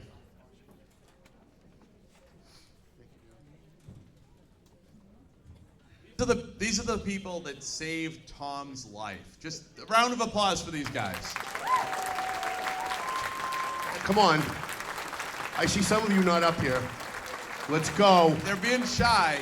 And in fairness, I can understand it because while they're saved Tom's life and they're getting this recognition, saving Tom's life also generated 6 complaints to Lawrence General Hospital for people who were not happy they saved Tom's life. Now, I don't know if you guys read the story that I wrote about you after I get out of the hospital. And I know we delivered them to the hospital, but I don't know if you read it. And I know that people in this field, I know a lot of people in the medical field are very humble. So I wanted you to think about something tonight. And when you leave here, I want you to think about it on your way home. I am only here tonight to give out over $90,000 worth of scholarship money and 10 awards to hero veterans, firefighters, police officers, and homeless advocates. All of this happened, and all of this is happening because Nancy Gorman got me to Lawrence General Hospital within minutes of what was sure death. And you, the medical professionals at Lawrence General Hospital, saved my life over and over and over again. Thank you. My mom thought she was going to have to plan a funeral, and I don't think any mother should ever have to go through that. In doing so, you all created this ripple of the community. And that ripple led to my recovery and rehab, which, by the way, was not fun at all, even a little bit. And returning to work and doing what I love to do every single day. A job that pays me enough that I can do this once a year. So I thought about the fact that the ripple that you created late on that warm Monday night back on October 28th, 2023, has led to all of this. Look at what you did. Look at what you did. This is you. Tonight wouldn't be happening, Dr. Brady, Kayla. This wouldn't be happening if you weren't incredible at your job and if you hadn't saved my life. These kids, that ripple is going to go into the future because these kids are not going to be able to pay for college because of you. And hopefully, as they go through college, 2 of them tonight are going to be nurses. One's going to be a medical technician. They're going to create their ripples. And the fact that you saved me is going to allow them to save other people.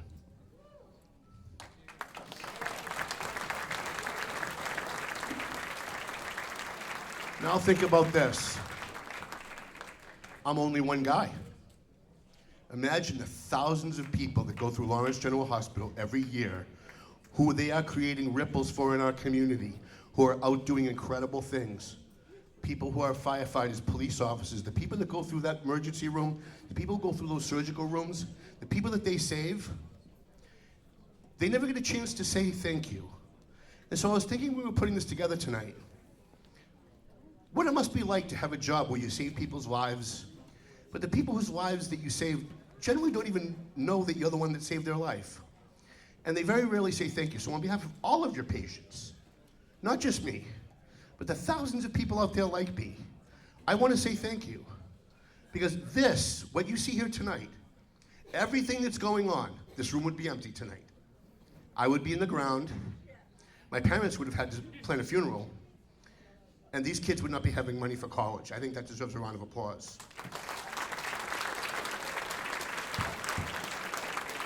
I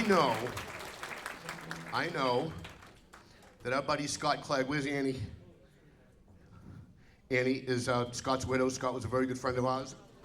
Came to this bash every year. Spent most of his life on his off time stopping and helping the homeless, helping veterans in need.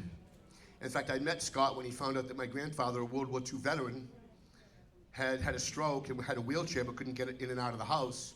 So I woke up one morning at 6 o'clock in the morning, somebody banging outside my window, and I opened the window and yelled at him to keep it down. And it was Scott Clegg building a wheelchair ramp for my grandfather. Didn't ask us, didn't call and say he was coming, just came over and started building. So when he passed away, we named this award for Scott. And I know, Annie, I know Scott is looking down right now, as is my dad. And what they're realizing is what these people realize, hopefully tonight, and what all of you realize. And this is what life is about. Putting aside our differences, which are good. It's good to have differences. It's good to argue. But it's also good to put it aside and be a professional. And act like grown-ups in the community and try to help other people. To do good things just for the sake of doing good things. Thank you.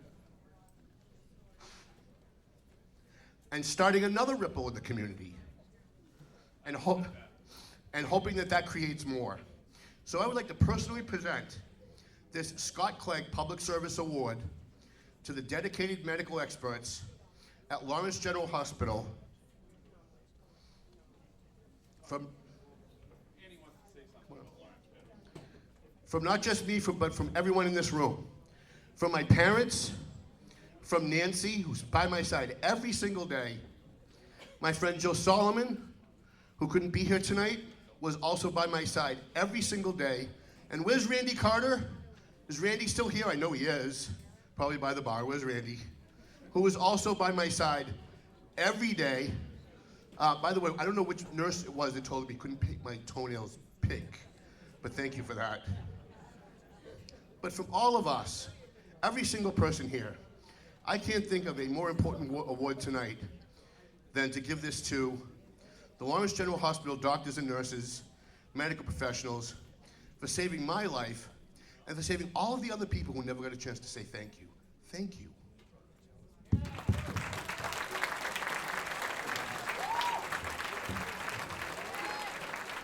Scott Clegg's widow, Annie, would like to say a few words.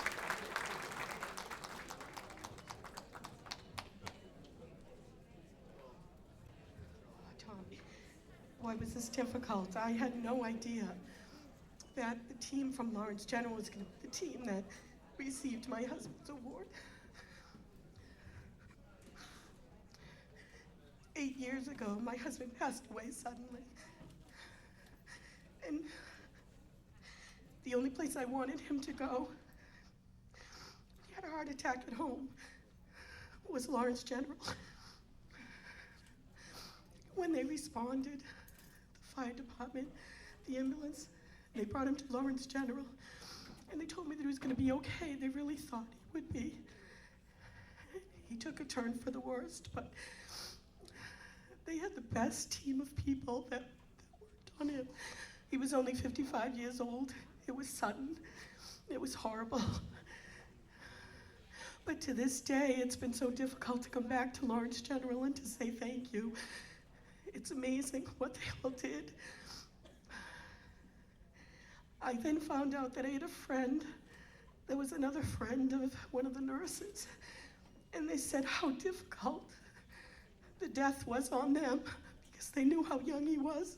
And they did everything they could to try to save him. So it's amazing that this award is for you all. I had no idea. Like Tommy talks about the ripple in life, the wonderful things that have come from such a difficult, awful experience of losing my husband are amazing. I had no idea this was going to happen. So this is God's way of being able to come back to Lawrence General and say thank you. Thank you to all of you that work so hard to try to keep him alive. And I know it was his time. I know it was his time. I'm a firm believer in that. God said it was time to come home. But the good that has come from it, I just want to say thank you for all trying to keep him alive and do the best that you could. And I wasn't going to say anything, but I just can't believe how amazing this is. So thank you to Tommy, thank you to you all. And that's about all I have to say, but thank you. Thank you so much.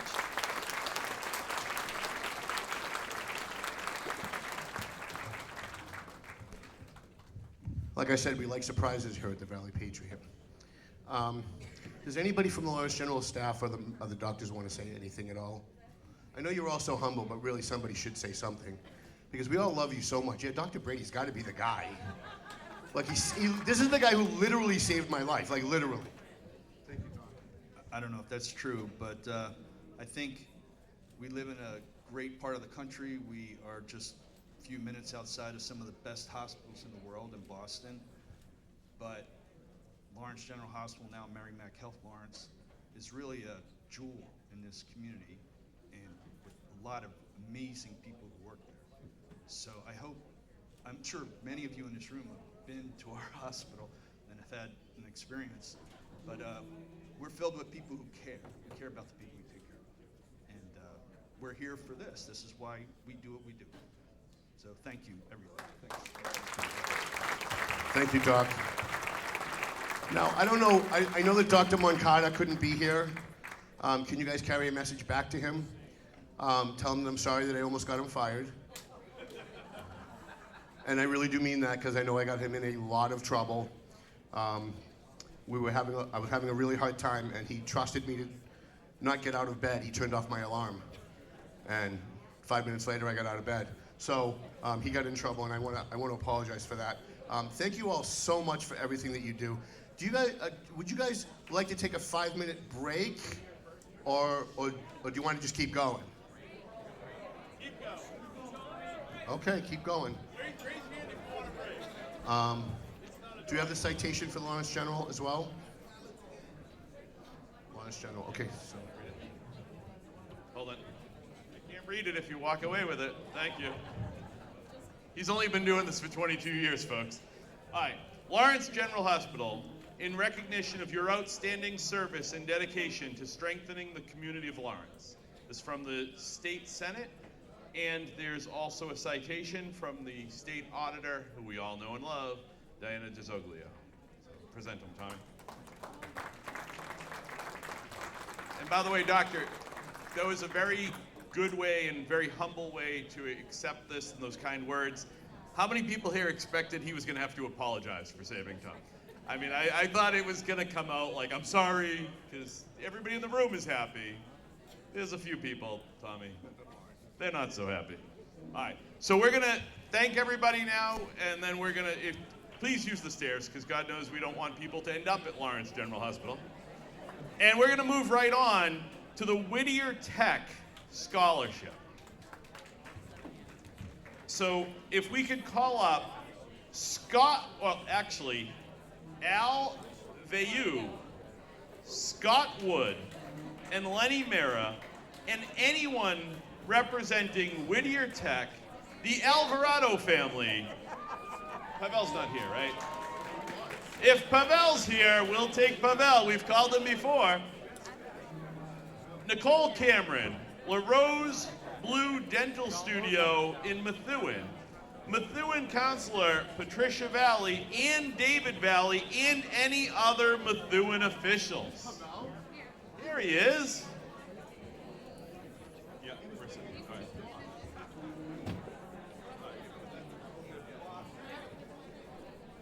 okay.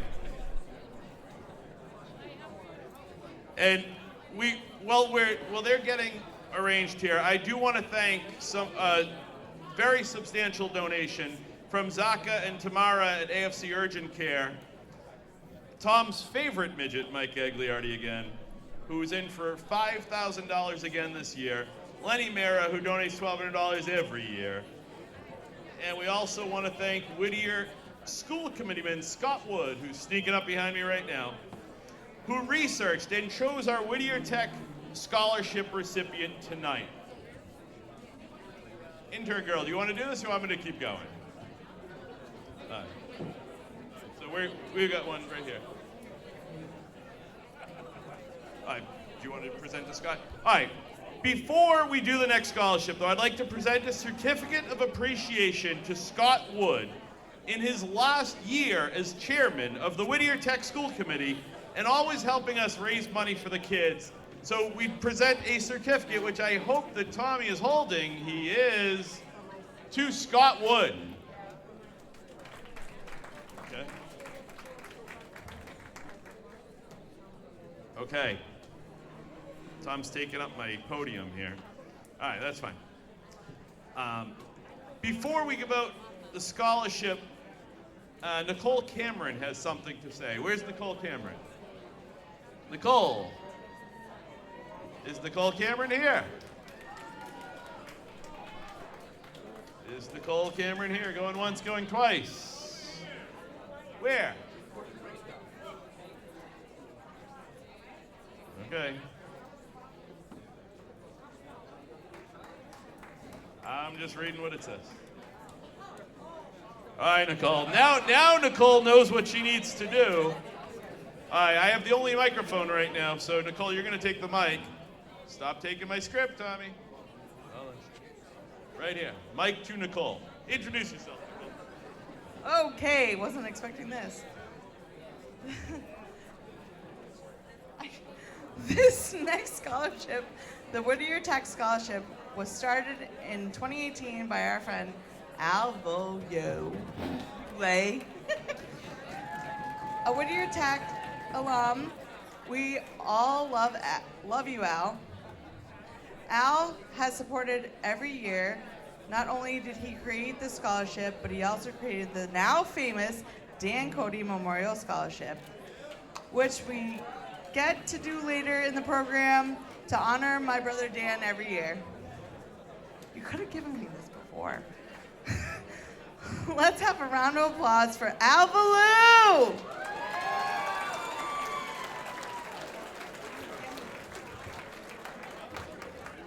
So Al, where is he? Oh, there he is. So, hello? Hi, everybody. I don't know if you noticed, there's a little program going on up here. So Al, it's been 8 years since you started the Whittier Scholarship. And I don't know if you noticed, but every scholarship on our program is named for someone.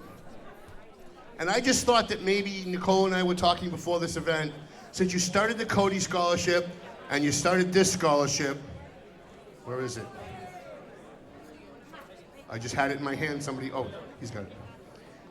We thought that from tonight forward, Al, we're gonna name the Whittier Tech Scholarship the Al Valou Whittier Tech Scholarship, and it's gonna bear your name for as long as there is this scholarship, and we want you to hold this on your wall.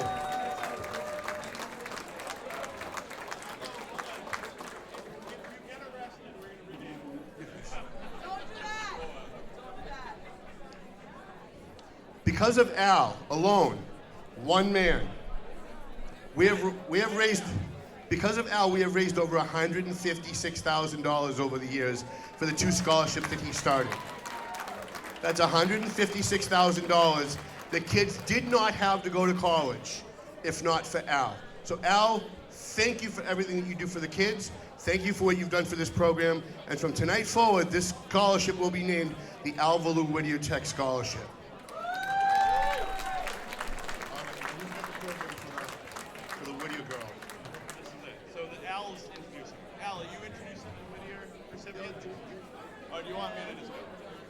Okay, so since Al's all choked up over there, he's a big tough looking guy, but he's a pussycat. All right, so let me tell you a little bit about Yeselyn Alvarado. Did I get that right, by the way? Yes, Yeselyn? Yes, okay, thank you. Yeselyn will be the first in her family to ever attend college and is a student in the Whittier Tech Dental Assistant Program. She passed the Dental Assisting National Board Exam and earned national certifications in infection control and radiation health and safety. These are significant accomplishments that reflect both her technical skill and personal discipline. She's currently working through the Whittier Cooperative Education Program at a local pediatric dental office, where she applies her knowledge in a professional setting. Yeselyn is involved in the Multicultural Club, Environmental Club, and Skills USA, and is enrolled in the Early College program at Northern Essex Community College, where she's already excelling at college-level coursework. Yeselyn plans to pursue a degree in dental hygiene. And, Yeselyn, we know you're currently working, but the fine people at La Rose Blue Dental in Methuen want you to know that they believe in you so much, they donated $2,000 toward your scholarship tonight. And I think they have something they want to say as you start your journey in the higher education dental field. Do we have somebody here from, all right, hold on. Do you have something to say? Hold on, excuse me.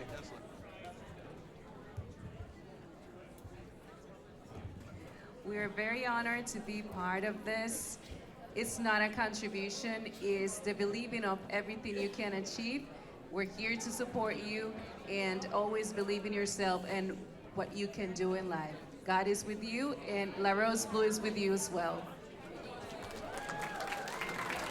For all these reasons and for so much more, we'd like to present you with this year's and the first ever Al Valou Whittier Tech Scholarship from the ValleyPatriot family in the amount of $11,150.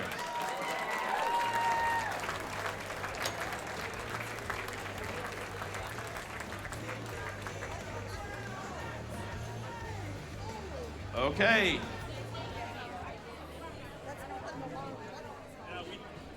We took this out of order and we missed the break. So are we getting pictures? Angel, did you get your pictures? Awesome. Okay.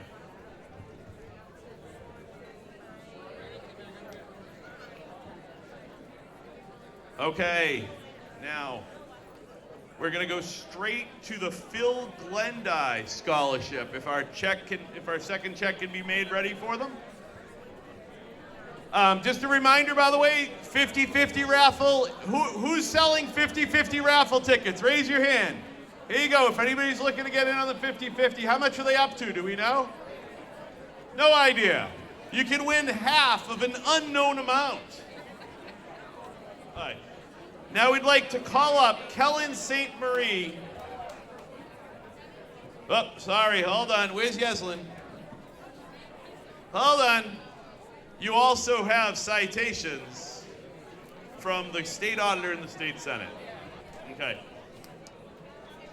If all Pavel Payano and all Methuen officials, Nelson Rosario, and anyone who is close to Phil Glendy, please come up. We got one person. There we go. We're moving. Hey, look, we're taking this out of order because Tom messes with things at the last minute. What's that? Okay. So Pavel can hold that. Okay. So, is Kellen here? Kellen's here. Okay. Are you doing this? I'm doing it. Okay, I don't know. All right, so this, where's Patricia or Alejandro? Were you planning on doing this? Alejandro, you want to do this or no? All right, looks like I'm doing it. This scholarship is named after Phil Glendy, who is a teacher in Lawrence and ran the Special Olympics for 25 years at the Veterans Memorial Stadium. This is our 6th year honoring Phil at our bash with a scholarship in his name because no one cared more or did more for the kids than Phil Glendy. What better way to honor Phil? Guys, can we keep the discussions down, please, a little bit? We still have a lot of scholarships to give out. Let's be respectful. All right, what better way to honor Phil than to give a scholarship that bears his name this year to Methuen High's Kellen St. Marie, who's going to carry on the work that Phil loves so much as a special needs teacher.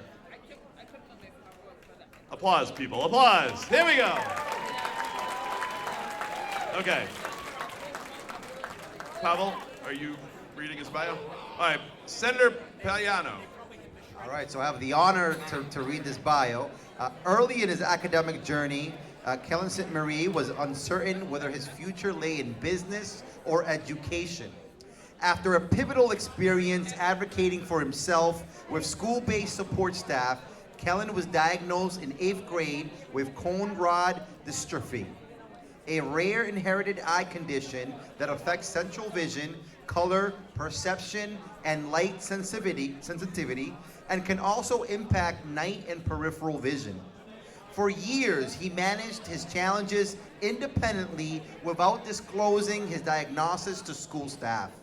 By his senior year, however, he experienced firsthand the power of educational accommodations and compassionate educators. This moment inspired him to pursue a career in education rooted in advocacy for young learners with diverse needs. He enrolled in honors and advanced placement courses while remaining fully engaged in school life. He volunteers at youth soccer camps where he coached and guided young players and is an active DECA member.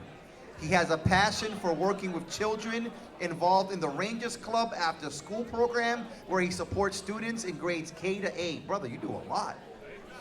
When faced with adversity, Kellen chose growth over withdrawal. There is no doubt that he will make a meaningful impact in the field of early childhood and special education. And for those reasons and more, you can all read about him in the program book. We are so proud to present Kellen St. Marie of Methuen High School with a check in the amount of $12,050. Round of applause. Great job. We're very proud of you. Okay, and by the way, I think you and, I'm drawing a blank on Kylie, what was her, Kaylee, sorry. You and Kaylee were Tom's official favorite scholarship recipients of the year. Every time you turn around, Tom was pushing you guys, so he was rooting for you. So congratulations, Kellen St. Marie. And we also, by the way, keeping in the tradition, we have some presentations. Pavel, since this is your citation, would you like to read it? Be it known that the Massachusetts Senate hereby extends its congratulations to Kellen St. Marie in recognition of being named a ValleyPatriot Scholarship recipient and your commitment to education. I'm looking forward to seeing you as a teacher. I hope that when you become a teacher, you invite me to your classroom. Yeah. There's also a citation from the Methuen City Council. The Methuen City Council issues this citation to Kellen St. Marie for being the 2026 recipient of the Phil Glendy Special Needs Scholarship, a local and community-based recognition. Best wishes and congratulations. And we can't have you leave without a citation from the state auditor, also recognizing your achievements. Thank you. Thank you very much. Where's Alejandro?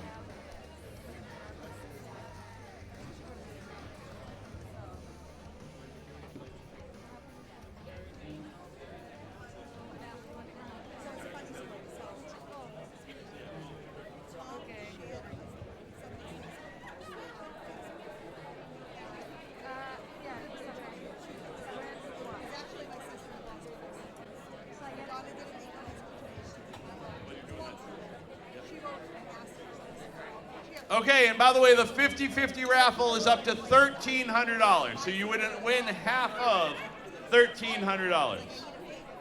Are you doing it? Okay. Okay, got it. Not a problem. You want to do it? All right, so. All right, Patricia Valley is going to do our next presentation. Good evening, everyone. Thank you for being here today. This is our 11th year giving out our ValleyPatriot Greater Lawrence Tech Scholarship. Each year, our friend Jessica Finicaro puts the scholarship applicants through an academic decathlon. Excuse my pronunciation, Alejandro.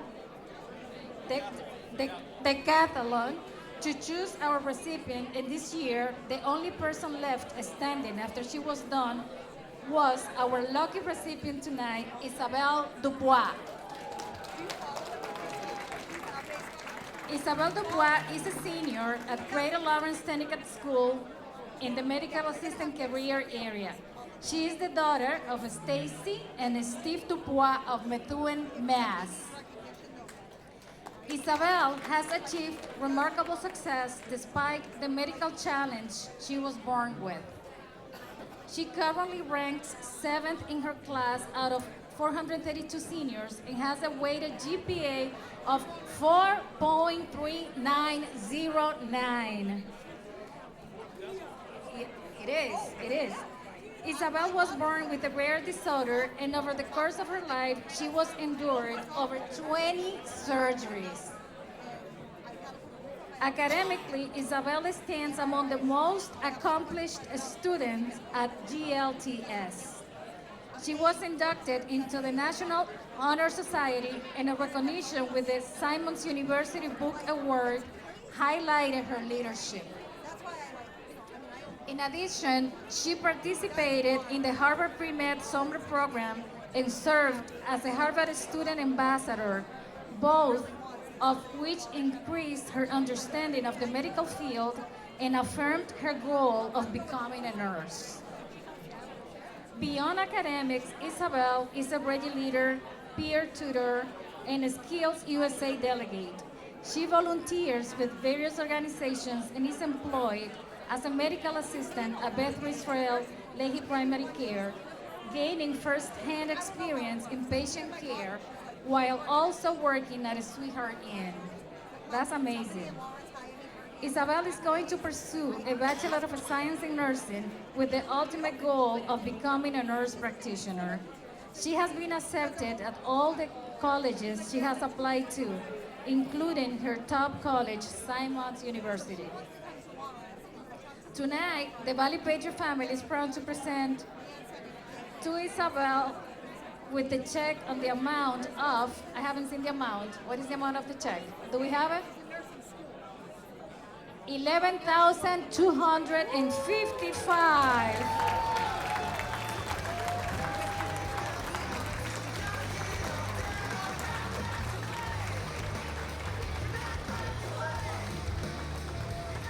The Methuen City Council issues this citation to Isabel Dubois for being the 2026 recipient of the Greater Lawrence Technical School Scholarship, a local and community-based recognition. Best wishes and congratulations, Isabel. In addition, we have a citation from the state auditor, Diana DiZoglio, to acknowledge Isabel's accomplishments.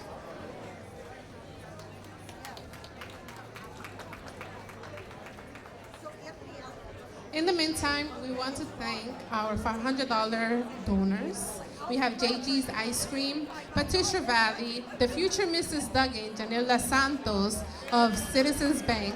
We also have Neely Soto, Methuen Police Chief Scott McNarma, Sumaya Simo Loan Officer, Gold Standard Cleaning Services, State Representative Frank Moran, Mike Diodati of Methuen Tree Service, David Valley of the Massachusetts Home Inspection Services. Before you purchase your home, reach out to David Valley. We have Jeff and Juliet Adams, TJ's Heavy Hauling Jesus Surreal, Kevin Druin and St. Alfio Society and Feast of the Three Saints, which is the Italian festival, right? It is, it is. Okay, now we're looking for Caro? Tom. Who's Caro? Mike to Caro.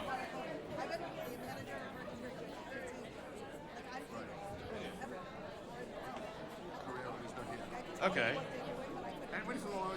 Anybody from the Lawrence schools, or the city of Lawrence, please? The Lawrence High School Alumni Association. Edgar Sandoval and family. Pavel and Hoppy. Is Hoppy still here?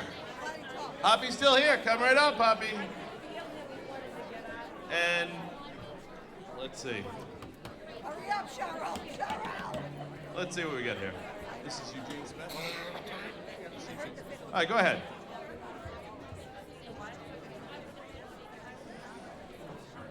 Hi, I'm Eric Melanson, Lawrence High School Alumni Association President, and I'm happy tonight to be awarding the Eugene Smith Jr. ROTC Scholarship. John Radke Memorial Scholarship is going to Lawrence High School's Edgar Sandoval.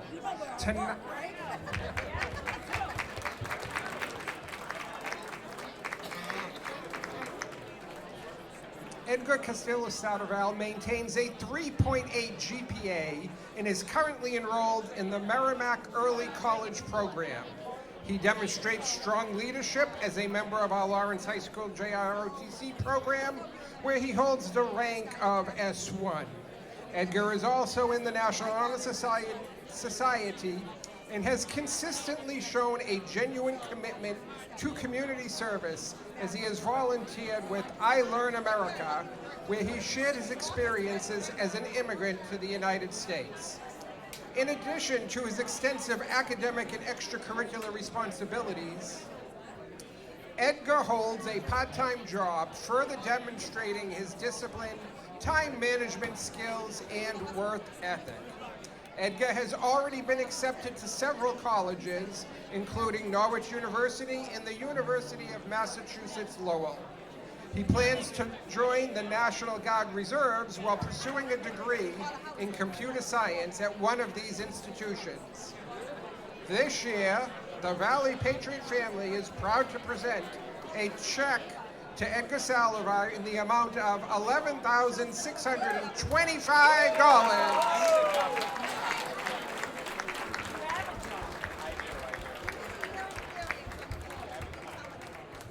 Perfect. All right, so before we do, we're going to take just a quick minute before we do the Dan Cody presentation, which is the reason half the people are here. Oh, actually, hold on. Wait a second. Pavel reminded me here. Pavel, go ahead. Thank you. So, what am I, the microphone stand? Hold your own damn microphone. So on behalf of the Massachusetts Senate and your state senator, we hereby congratulate you for not just your dedication to education, but for your dedication to your community and your soon-to-be service to your country. Thank you. And likewise, we have a citation from the state auditor, Diana DiZoglio. Please, Pavel, please pass that on as well.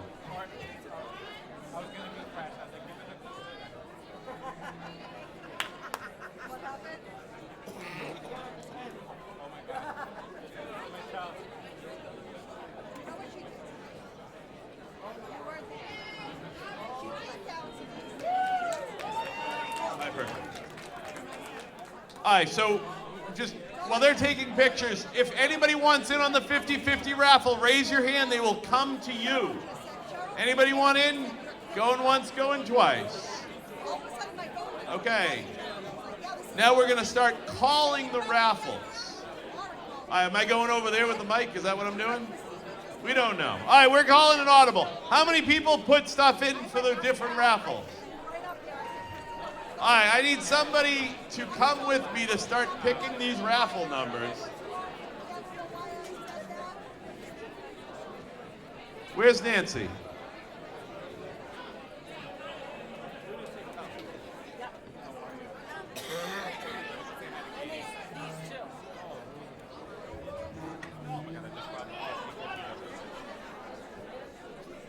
All right, so we're going to start pulling raffles, and we have a guest puller.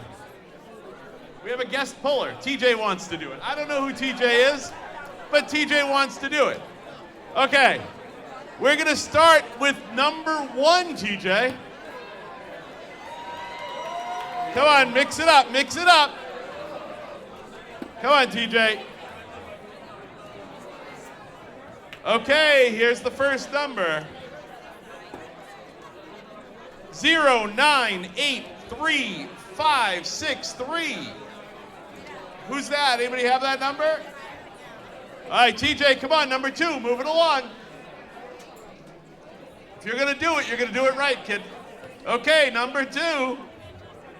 0983558. This is number 2. Number 3, come on, my very own Vanna White. 0983506. Hold on, you're going too fast, Vanna. This is number 3. Hold on. 83506. That's number 3. All right, TJ did number 4. I'm just going to read the last 4 digits. Is that safe? 3531. Number 4 is 3531. Who is it? OB. Who's OB? All right. Then I have, for number 5, we have 3531 again. Is that like your sister or something? This is 5, which is right up there. That's a scratch ticket. That's a big one. Okay. 6, we have 3525. 3531.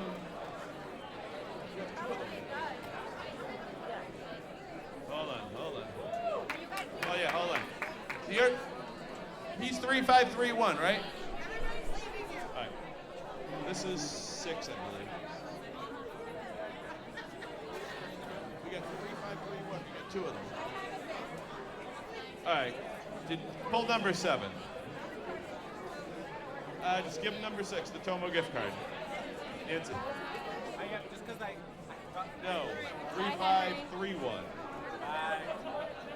You can look their tape. All right, 3502. 7. Go to 8. Come on, TJ. You're going too fast. You're going too slow. You're never going to do it just right. I ain't going to let that happen. 3507 for number 8. Hold on. Give me the phone. I'll answer it. 3566. Huh? 356. Let's see your thing. Come on. We proof. You have an honest face, sort of. Give it to him. Which one did you just pull? 10? So, number 9. All right. 3599. P1 number 9. The platinum. I'm just busting. Okay, this is number 11. 3594, which is a Tomo gift card. Yeah. 12, 3563. Number 12. Lucky number 13 for somebody anyway. 3554. That's you again? Hold on. Is that you again? Hold on. What do you got? You got 3554. Where's 3554? This guy's going to need help to his car. We're on 14. Andrew who? Can Andrew Maxwell come over, please? Your wife is paging you. Andrew Maxwell. And then which one was this? Number 14 is 3586.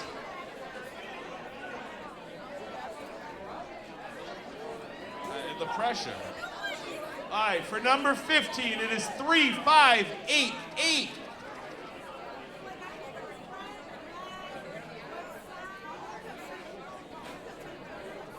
Number 16, also 3588.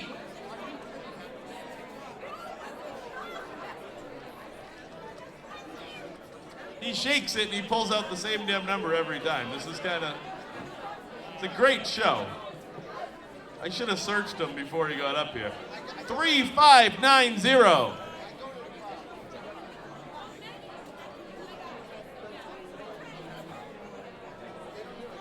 All right, we still have just another scholarship to present. We're just trying to break this up.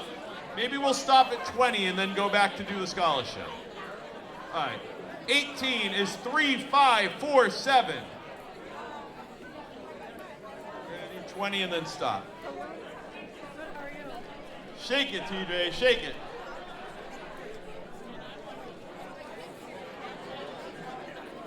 Right? Seriously.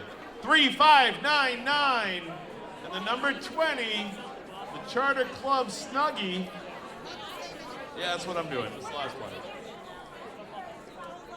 That was 19. This is number 20. 3549 for number 20. So now we're going to go back to our program. Now we've gotten half of it. Round of applause for TJ, everybody. TJ, I mean, if I were looking for a Vanna White, you would not have been the look I was going for. But you still killed it.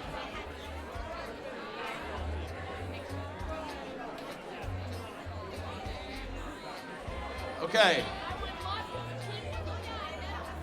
Now, we're going to get to... Oh, hold on.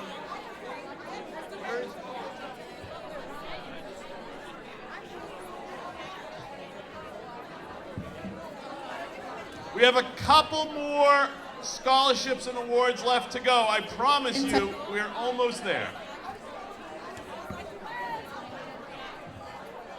Testing. Hey, hello everyone, good evening. We want to continue with the $500 donor list. Thank you so much for the donations. We have David Consoli of the Pleasant Valley Landscaping Contractors.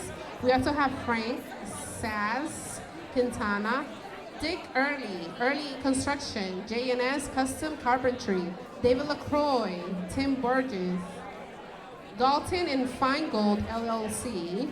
I think that's the center of Feingold, correct, Tom? Keith Garagola, North Point Home Group, and North Point Realty Group. Yep. North Point. Okay, thank you. Rhonda Siggins, FIT Mortgage Corp. Thank you so much for the donations. Perfect. So now I'm going to call up Al Vayu again, Nicole Cameron, the Cody crew, Evan Cody, Nick and Greg Morris. Diana already left. Sorry, you don't get Diana. And Joel DeSiltitz. If everybody can please come up on the stage from the Cody crew.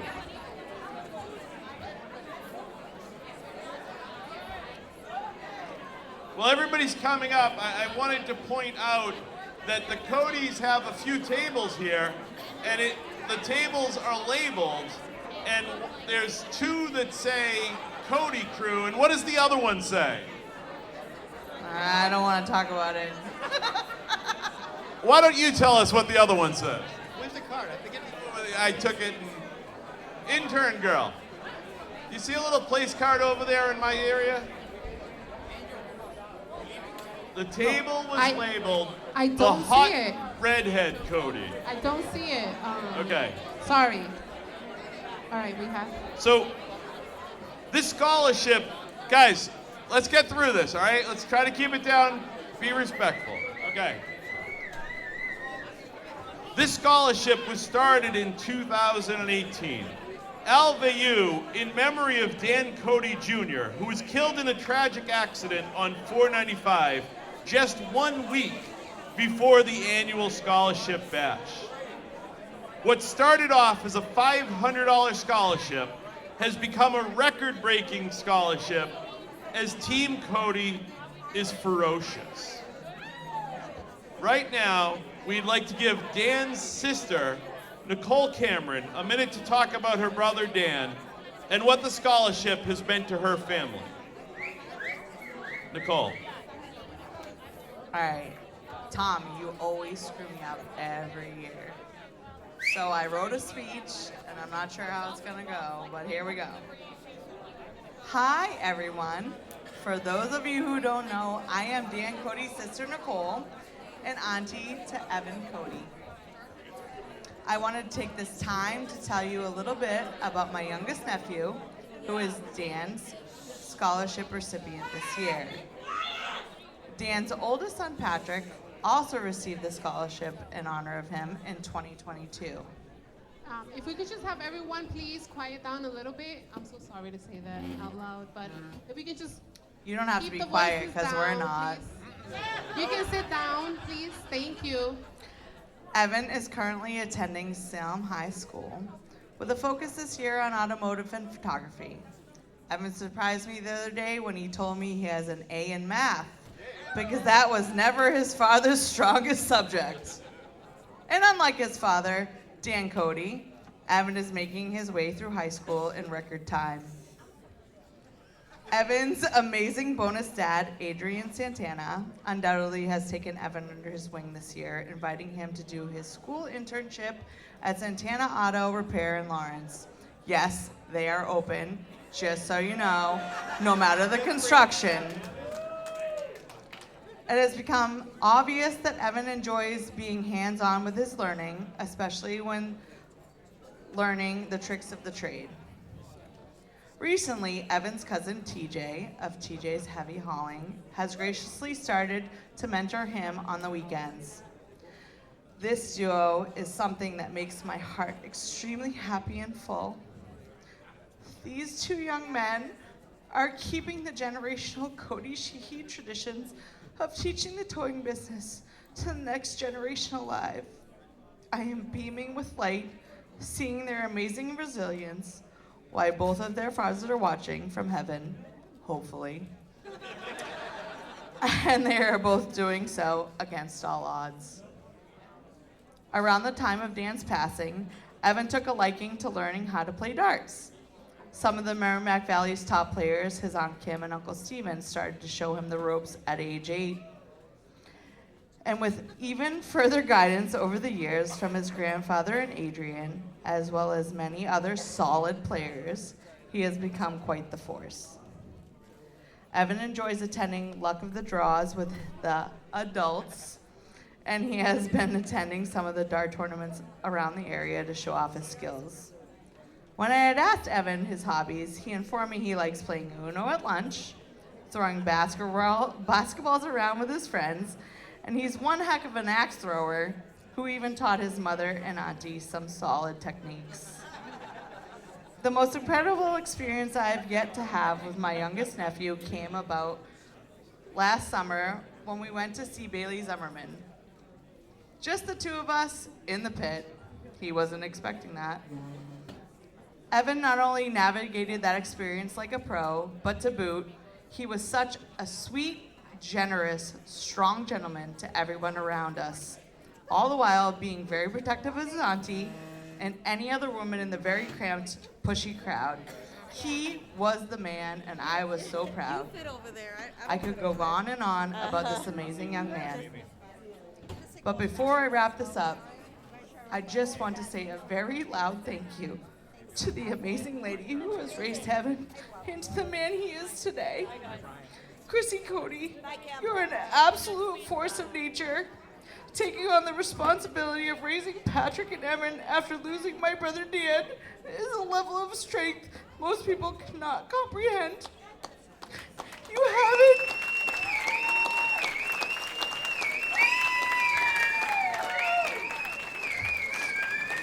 You haven't just provided for them, you have wrapped them in love when your heart was broken. I admire you more than I can say. I love you still. Let us please raise a glass to Tom for hosting, Al Valou for starting this scholarship,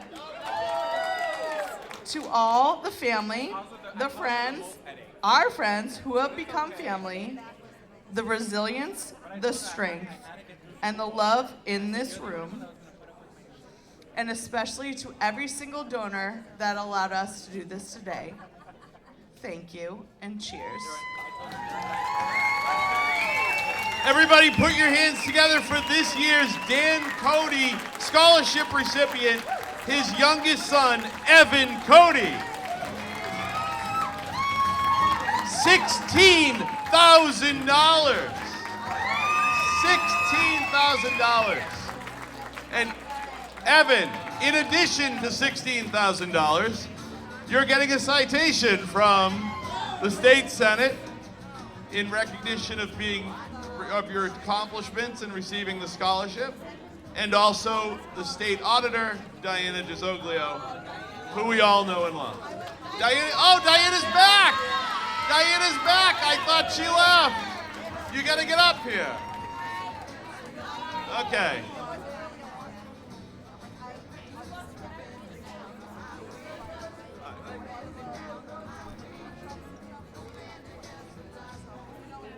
And I can say, Evan, just on a personal level, I lost my dad several years ago. And after losing your dad, the one thing that, of all the things I cared about, was my dad proud? I can tell you with what your aunt just said about you, your dad's proud. Congratulations.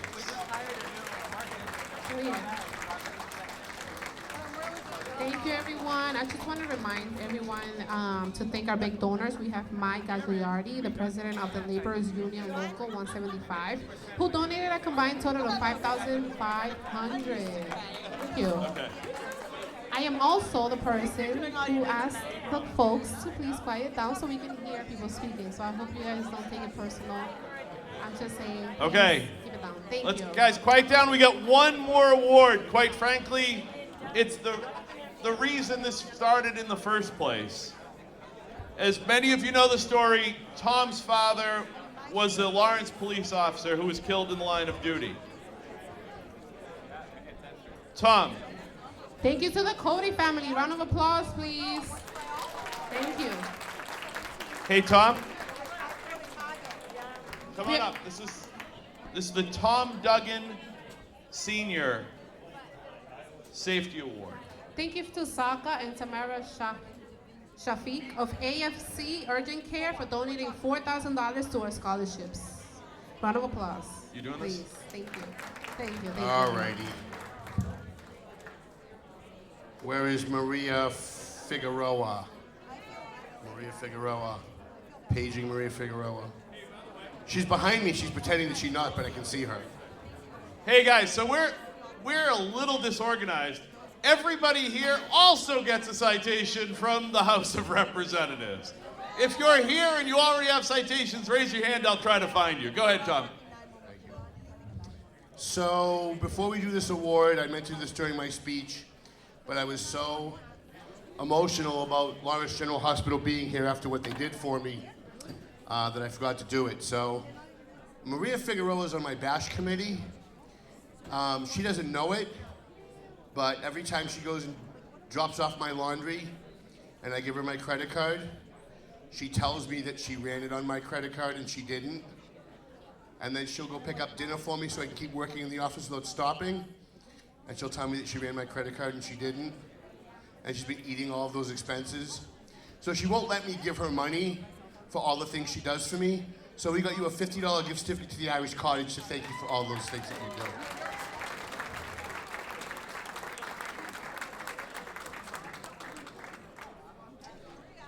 All right.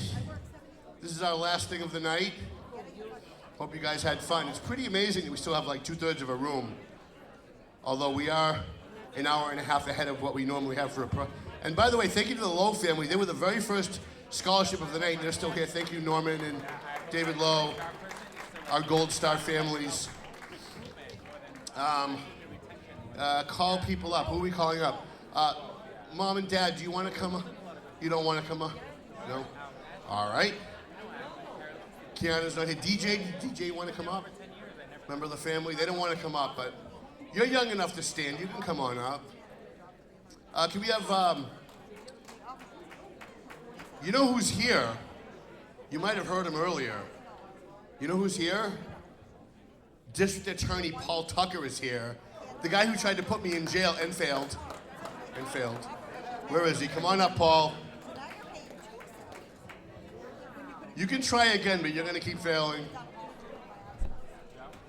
I say it with love, though, because it wasn't personal. Do you have any members of the Lawrence Police here? Any other members of the Duggan family? Let's bring up Ed Johnson. Any members of the state police with Ed Johnson? And the Irish Cottage. Where's the Irish Cottage? Can you guys come up too? Because they bought a whole table just to cheer on Ed Johnson. That's pretty amazing. We love the Irish Cottage. In fact, Nancy and I were there last night after our little meeting here, putting this thing together. Where's the Irish Cottage? They're here, right? Come on up. We want you here. We don't want you to wave. We want you here.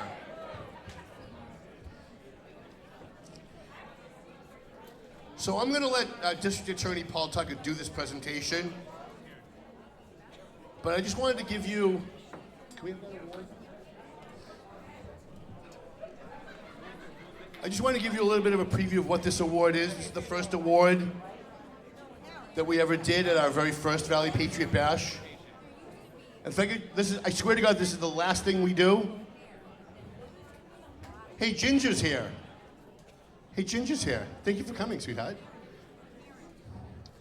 So the very first bash that we did, we realized that my father, Lawrence Police Officer Tom Duggan, who looms large every night, every year at this award, his birthday was March 7th. And at 47 years old, he was beaten on March 13th, 1990. He died on March 16th, 1990, and we buried him on March 19th, 1990. And just by happenstance, we didn't plan it, but just by happenstance, the very first edition of the ValleyPatriot was published at Graphic Developments in Hanover, Massachusetts, on my father's birthday, March 7th, in 2004. So when we had our first bash, we decided to do a party to celebrate our anniversary, but we also wanted to do it to honor my dad. So I created the Officer Tom Duggan Hero Police Officer Award. Ryan DiZoglio. Thank you.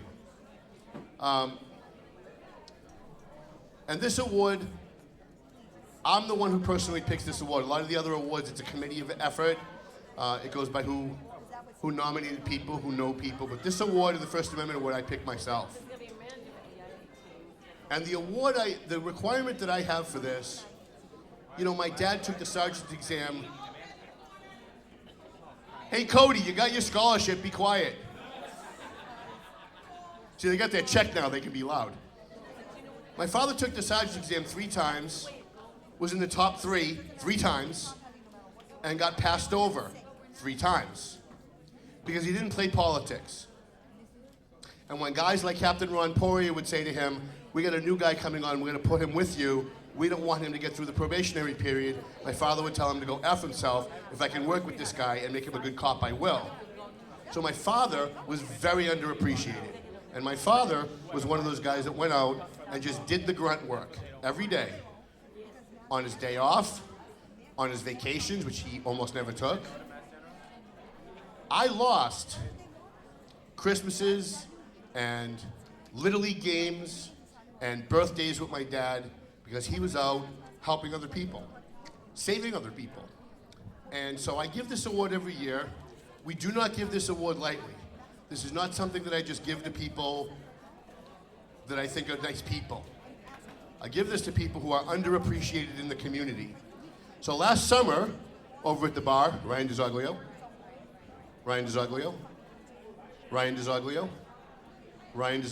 thank you.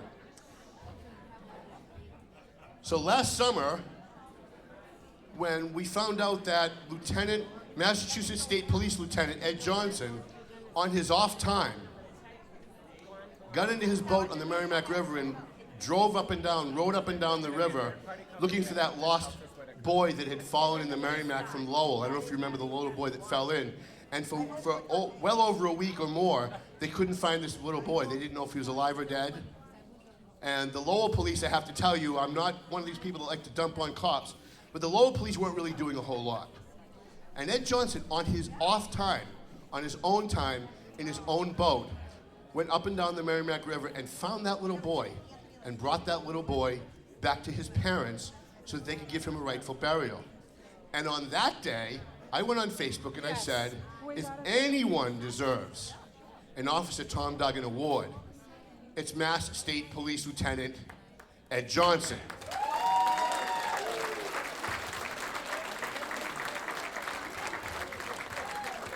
So I'm going to turn the microphone over to our Essex County District Attorney to say a few words, and I am going to personally bestow this award to Ed.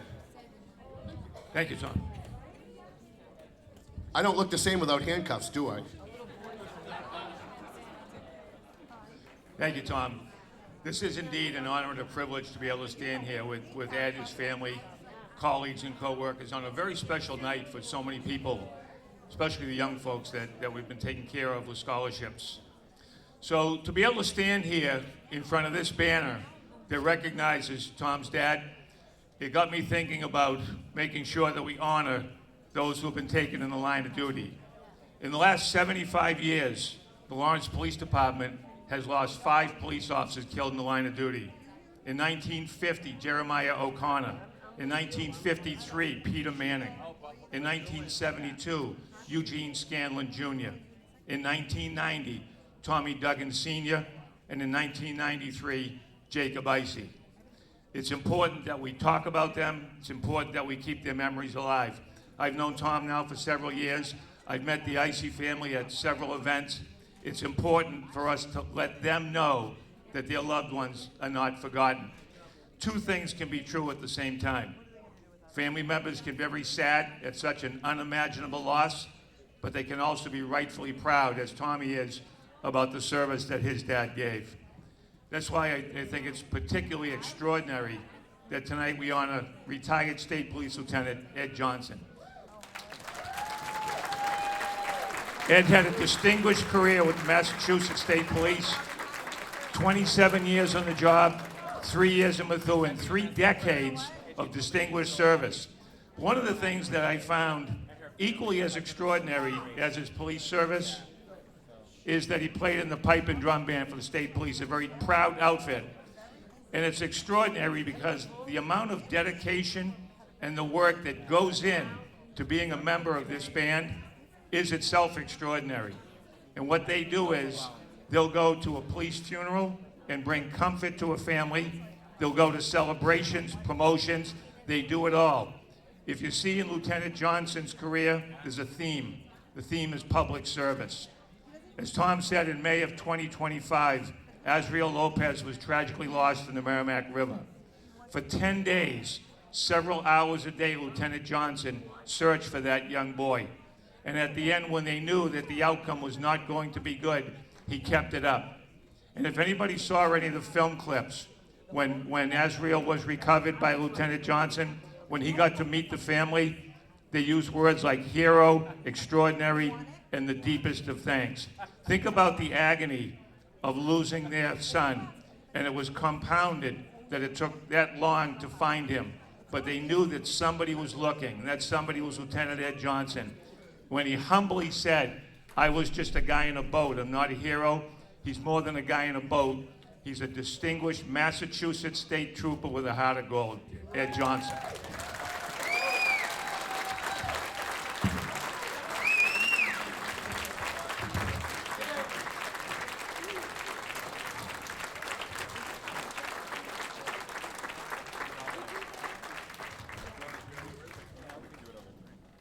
Do you have any words? I mean, my words are, if you serve for 30 years and you still look 35, like, come on. I mean, you know, Tom is actually 10 years younger than him. No words? No words. Tom, do you have any closing remarks before we draw the raffle? Oh, wait, hold on. Before you do, because we're not good at giving these out, we have a citation from the Commonwealth of Massachusetts. Yeah, if we get one.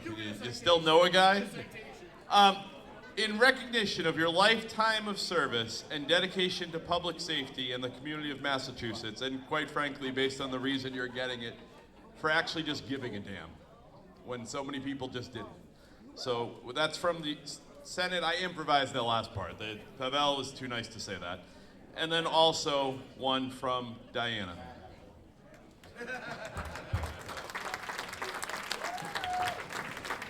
Okay, now we've never ended a program this early, so DJ Rick's gonna fire up some music.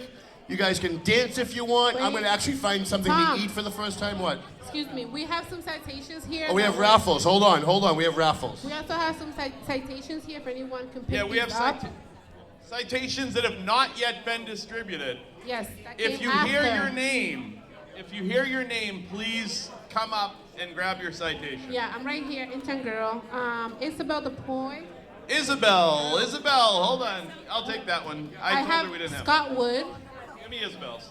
No, that's not Isabel.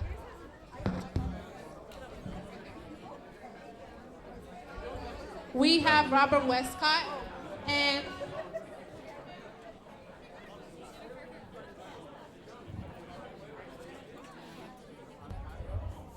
hello?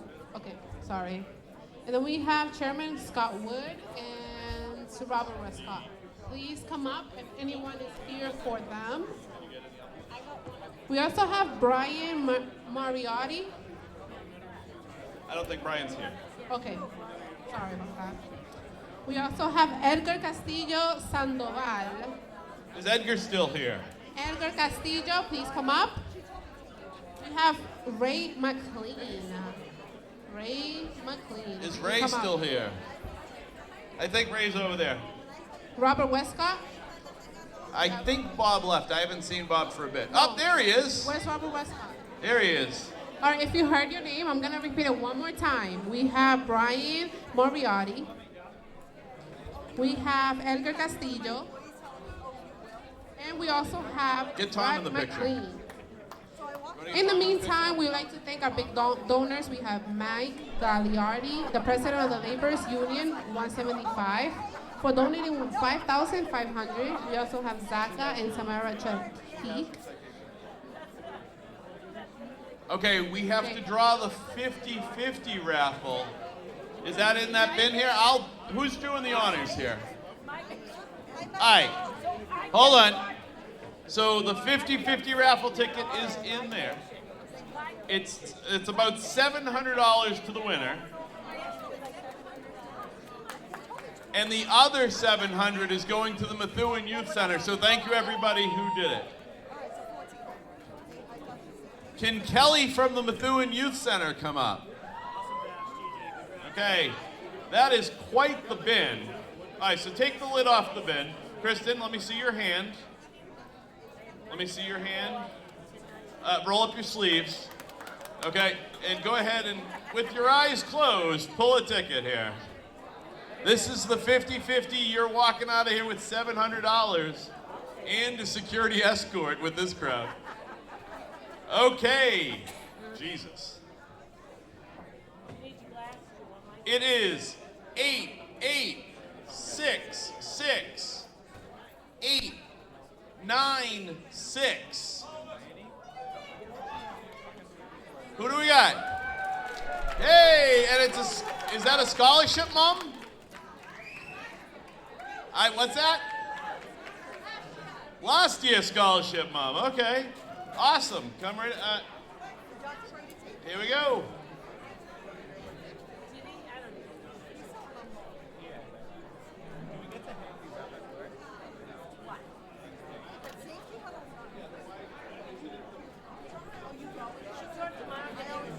Yeah, I'm gonna go over there to do the rest of the raffles, and then we will call it a night. By the way, Tom keeps saying this is the quickest we've ever gotten out of here. You're welcome. I kept telling Tom 2 hours, 2 hours, 2 hours. Please didn't don't hear. leave though. You guys can stay around. TJ, I don't want you back. I don't want you back. We'll take her.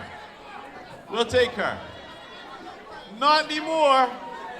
Edgar Castillo. They're already pulled. They're already pulled. Okay, the tickets have been pulled. So People, I'm going to read them off. Oh, you will. If your numbers end in 3599, 3584, 3588, 3580, 3559, 3547, 3515, 3544, 3539, 3543, 3530, 3545, 3515, 3510, 3541, 3519, 3512, twice, by the way, 3590, 3511, 3568, 3504, and 3541. If those are your numbers, go ahead and what are we doing? Oh, we have more over here. I thought we already called these. We called these. These haven't been claimed. 3554, 3599, 3507, 3525, 3531 twice, 3506. So you can come up and grab your prizes. Oh, there's one on the wall. I didn't call one on the wall. Why would it be on the wall? Just to mess with me. Excusez-moi. All right. We got 3 of these. These are $100 gift cards for tattoos. 3593, 3557 twice.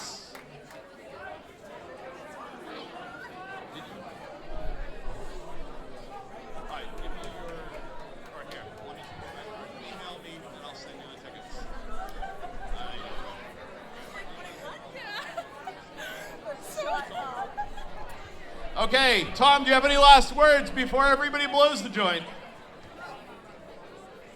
Thank you all for coming. Record-breaking year. Next year, 6 figures. Can we make it happen? We're pretty close. Next year, 6 figures. Everybody have a great night.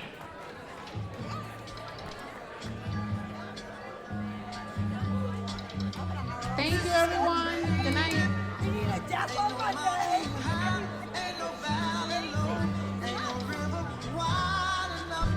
And by the way, the Elks Club is welcoming anybody who's here tonight. They can go into the members section if they'd like a drink. You're going to have to pay for your own drink, but you are an honorary elk for the night.